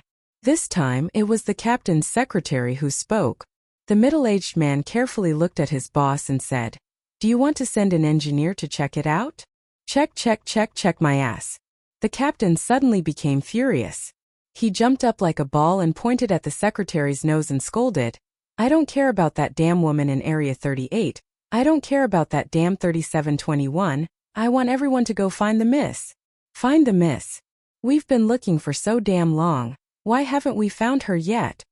Obviously, this wasn't the first time the secretary had to deal with the captain's anger, so he was still calm enough. He looked down and calmly replied, "The ancient bell has a total of 42 areas. It would take a standard 5 days to search through all of them. The problem now is that we don't have enough manpower to do this.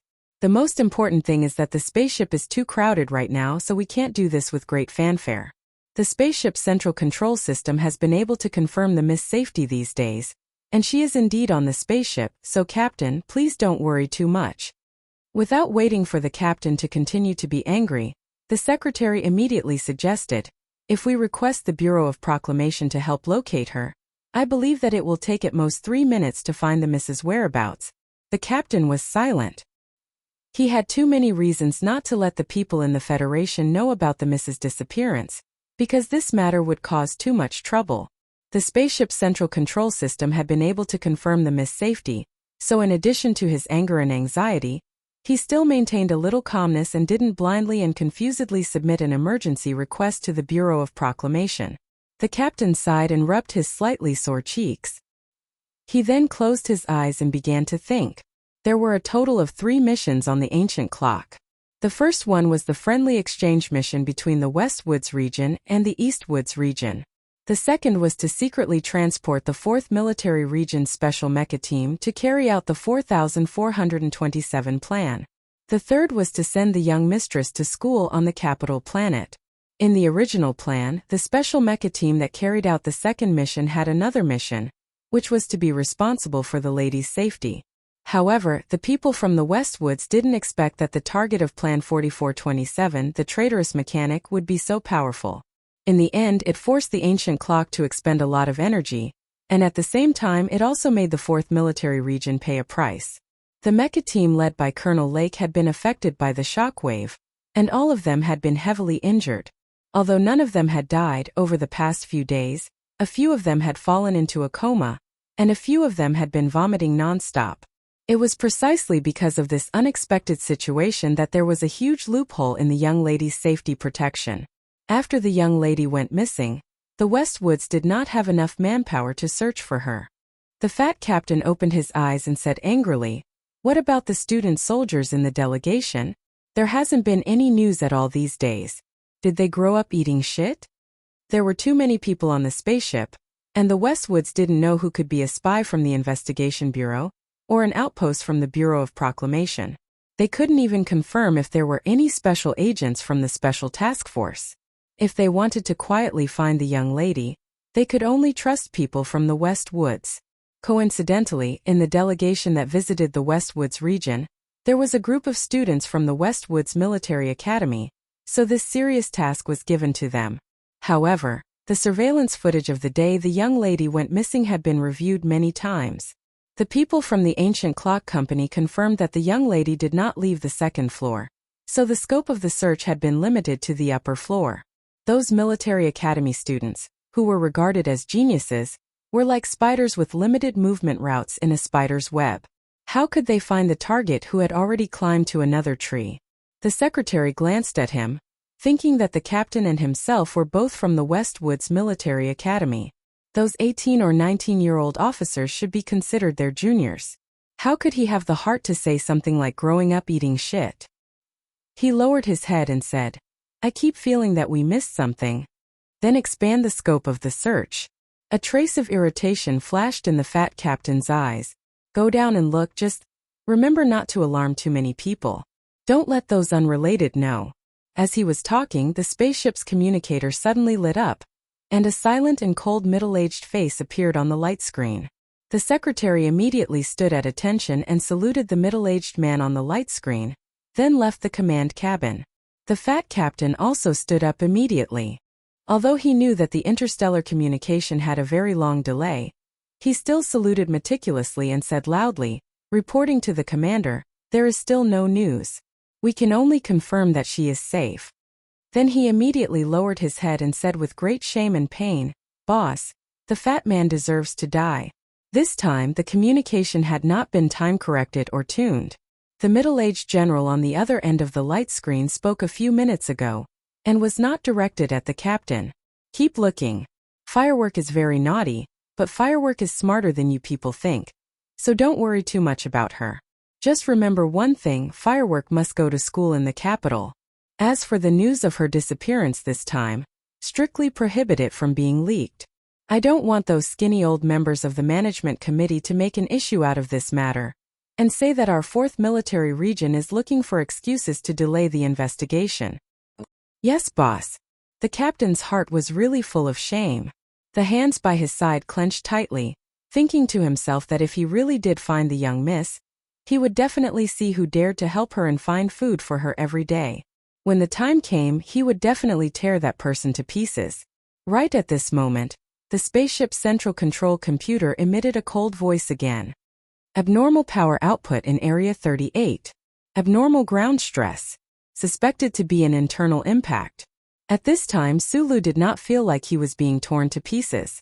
Although he had always been suspicious of Little Watermelon's background, there was no way he could have connected the little girl to the 4th military region, the Federation, or any other distant upper-class existence. After all, he was just an orphan who had grown up at the bottom of the Federation's hierarchy. Subconsciously, he felt that those things were very far away from him. Moreover, right now, his whole mind was focused on the broken mecha beneath his feet. A faint glow seeped out from the cockpit, and in this glow Sulu, who was stepping on the door of the mecha, looked like a figure from a painting. Suddenly discovering the secret hidden in his hands, knowing what he had learned in these 4 years, in this instant he naturally thought of his teacher, his friend, his boss Fengyu. The youth could not control the sadness in his heart. He lowered his head and cried silently. His tears dripped onto the surface of the broken mecha, washing away a few traces of dust. Seeing him cry, Little Watermelon made a soft, ah sound, and then hurriedly covered her mouth with her 2 small hands. She did not know why Big Brother Sulu was crying. Could it be because he had been able to fix this broken mecha? Could this be what the books call crying tears of joy? It didn't take long for Sulu to come back to his senses. He used his sleeves that were full of oil to wipe away the tears on his face, making himself look like a dirty tiger. He looked at the small watermelon on the floor with some embarrassment and said forcefully, "You didn't scare me, right? I won't cry again in the future. He was a man of his word. Since his boss had already left, regardless of whether he was dead or alive, there was no point in trapping himself in these emotions. He would just remember him in his heart, and then live out his life well. From that second onwards, Sulu rarely cried, until many years later, when he was caught in the rain while walking on the streets. The central control chip of the M02 mecha had long been damaged, and most of its functions had already failed. Sulu naturally did not expect to be able to fix the chip in this kind of environment. He had only used some crude and clumsy methods to block the mecha's own alarm system, wanting to test if the transmission performance was good. At this time, since the mecha had already passed the self-check, the excited him naturally wanted to try it out. With some difficulty, he squeezed into the open cockpit, and following the instructions on the manual, he found the control panel without much difficulty. Sulu carefully reached his arm into the fixed valve, and his 10 fingers pressed against the simulated surface in a fixed order. Then, to his disappointment, he found that although the transmission system of this mecha seemed to be working, the signal input device was still unable to connect. To be more precise, there was no way to establish a connection between the simulated surface of the control panel and the chipset he had installed. No matter how hard he tried, the entire mecha remained motionless. Left with no other choice, he could only switch to the simulation system, connecting the sensors directly to the surface of his skin. This type of system had basically been phased out by now because scientists had confirmed through their research that no matter how developed the human body was, the reaction speed shown by using the simulation system would still be very slow. Moreover, this type of control method required too much energy, so no one would be able to use this method to operate a mecha for long periods of time. It was just that in the early days of the constitutional calendar more than 60 years ago, the M02 model had still retained this sort of useless system. Anyway, he just needed to make the mecha move a little, so Sulu did not mind sweating. This was an illusion of skin and muscle tissue. It was very thick and very heavy. Sulu's brow furrowed, and he found that perhaps because the mecha had been damaged for too long, there was a problem with the sensor system. His nervous system was directing the movement of his muscles, but there was no way to make this mecha move at all. Suddenly, with a flash of inspiration, or perhaps it was an instinctive reaction, Sulu pursed his lips and closed his eyes. His waist instantly began to tremble, and a huge force was transmitted directly from his waist to his arms. Then with a muffled grunt, he raised both arms. Mirroring his actions, the huge tattered M02 mech slowly raised its arms amidst a series of teeth-numbing screeches. Under the surprised gazes of the two children, the mecha took a step forward, and then it collapsed with a loud crash. With a loud crash, the M02 mecha fell to the ground in front of the little girl in white, becoming a pile of metal parts and circuit boards emitting green smoke.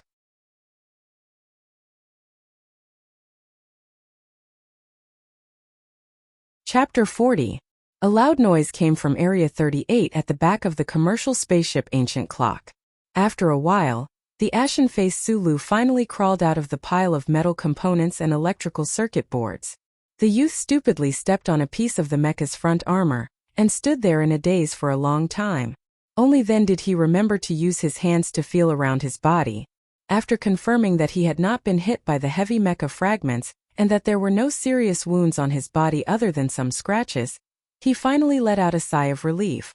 In an extremely ancient chronology, 60 years seemed to be a very important period of time. It was called 30 years and represented an extremely long period of time. This worn-out M02 mecha had been in this junkyard for an unknown period of time, but it had been at least 60 years since it left the factory. The damage it had suffered back then, and the natural aging of the metal components had made it easy for it to fall apart. It disintegrated in an instant, but it did not turn into a two-story building debris and bury Sulu in it. Sulu's face was a little pale. His hands and legs were somewhat uncoordinated as he crawled over the high and low metal components on the ground. The first thing he did was to pull out the charging plug from the wall's current output port. He then walked around the wall in a circle before he finally reached Little Watermelon. He did not even dare to look at the ground. Little Watermelon was also scared out of her wits. Her eyes were wide open as she looked at the empty space. It was as if the mecha that had suddenly collapsed in front of her was still there. Her mouth was wide open, and her expression was extremely cute. That dirty doll also fell from her hands onto the floor. Sulu hugged the little girl in his arms and comforted her. Only then did he manage to coax her back to her senses. Sulu turned around and looked at the mecha fragments on the ground. There were actually quite a few sharp metal sections. His heart was still beating fast as he said in a hoarse voice, "Damn it, this is too weak." A mecha whose main components were all made up of anti-fatigue alloys. Although it had survived for 60 years and suffered fatal damage, it should not have been so weak. Suli's complaints were clearly not in the right place. Up until now, he still did not know that it was his method of operating his mecha that had caused this dangerous outcome. That strange tremor that had originated from his waist and spread to his limbs had been magnified by sensors to the transmission system of the mecha, and then magnified accordingly, causing the old mecha to be unable to withstand such strong vibrations. Moreover, the young man's repair work over the past few days had damaged the connection strength of the mecha's body a second time, resulting in the shocking scene of the mecha disintegrating in one step earlier. Putting aside the real reason for the mecha's disintegration, when little Watermelon heard Suli's strange words, she felt that it was very fresh and very amusing. She giggled, and there was no longer any trace of fear on the little girl's face. Sulu scratched his head and smiled bitterly. He carried the small watermelon and walked towards the air conditioning channel outside the cabin. Although he did not know that the people on the spaceship had decided to search the lower level, he knew that the loud noise from before would definitely alert many people to come and investigate. Crawling through the stuffy darkness of the slender channel, Suli's hand would occasionally nudge the small watermelon's delicate white shoes. His mood was unusually relaxed, without a trace of regret. That M02 he had repaired with his own hands had only taken the first historic step before disintegrating. He might never be able to enter that abandoned storage pod again, but he had finally gotten close to a mecha for the first time, and had even repaired a mecha with his own hands. Even if it had not been a success, the youth had no plans to become a mecha warrior. To him, this old and broken mecha was just an unusually rare experimental material. Thus, he could only sigh, admitting that it was indeed very foolish of him to dream of repairing an intricate mecha in such a simple and crude environment, using those scraped-together materials from all over the place. These past 4 years, Feng Yu's teachings by example had always played a role in areas that Sulu was well aware of. Mecha mechanics had always been dismissive of the mecha worshipped by little boys. They believed that in modern warfare, mecha were such high-energy and low-energy close combat weapons, and were really useless. Just a random group of cannons would be enough to burn these expensive diamonds into black charcoal.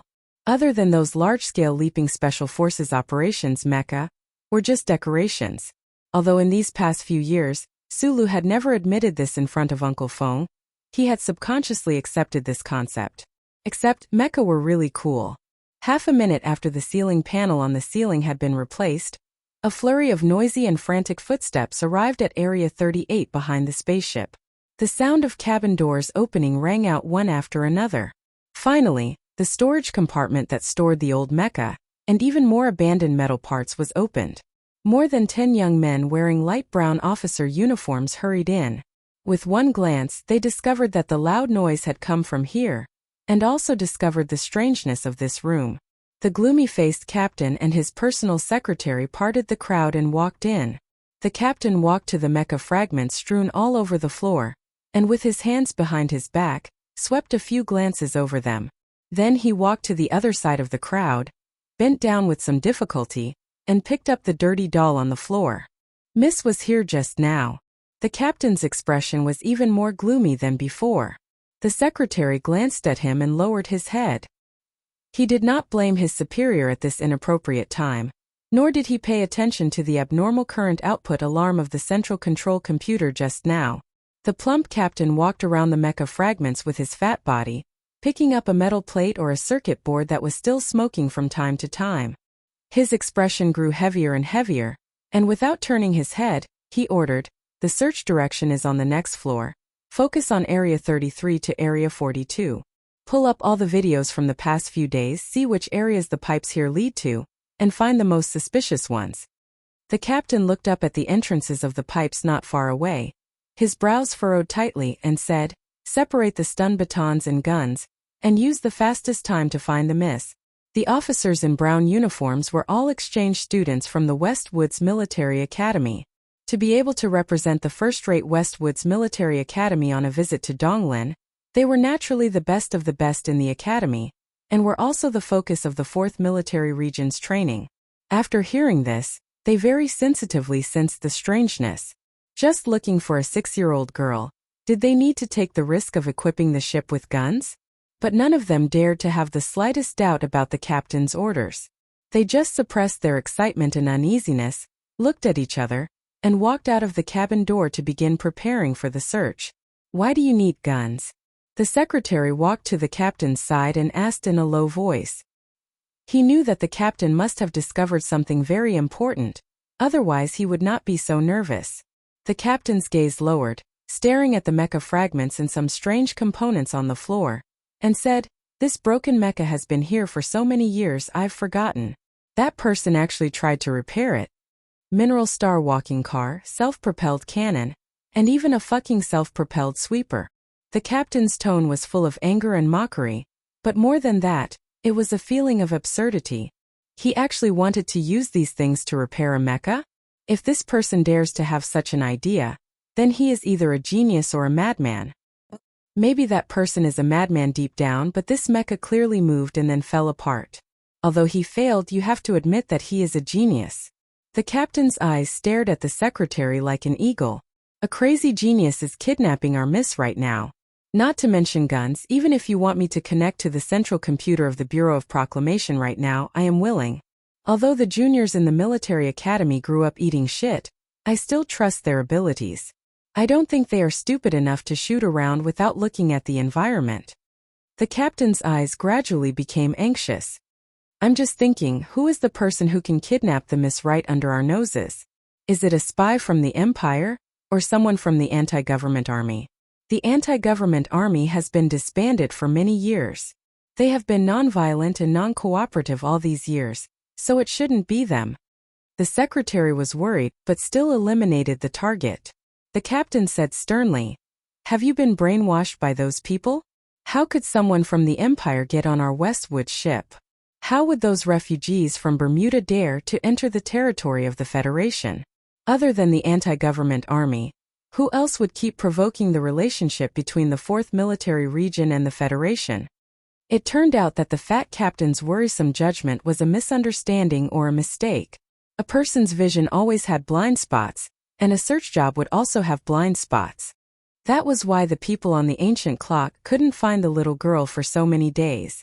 Once they readjusted the correct direction with the help of the powerful computer, it only took the staff 3 minutes to find the suspicious point in the video.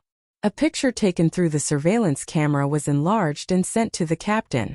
In the picture, a little girl in white pajamas was standing quietly beside a young man, quietly looking at the beautiful scenery of the stars outside the large porthole. This was the day before we left the Eastwoods region, and also the day the miss went missing. The captain's expression eased a little because in the video, the staff did not find any trace of the miss being held hostage.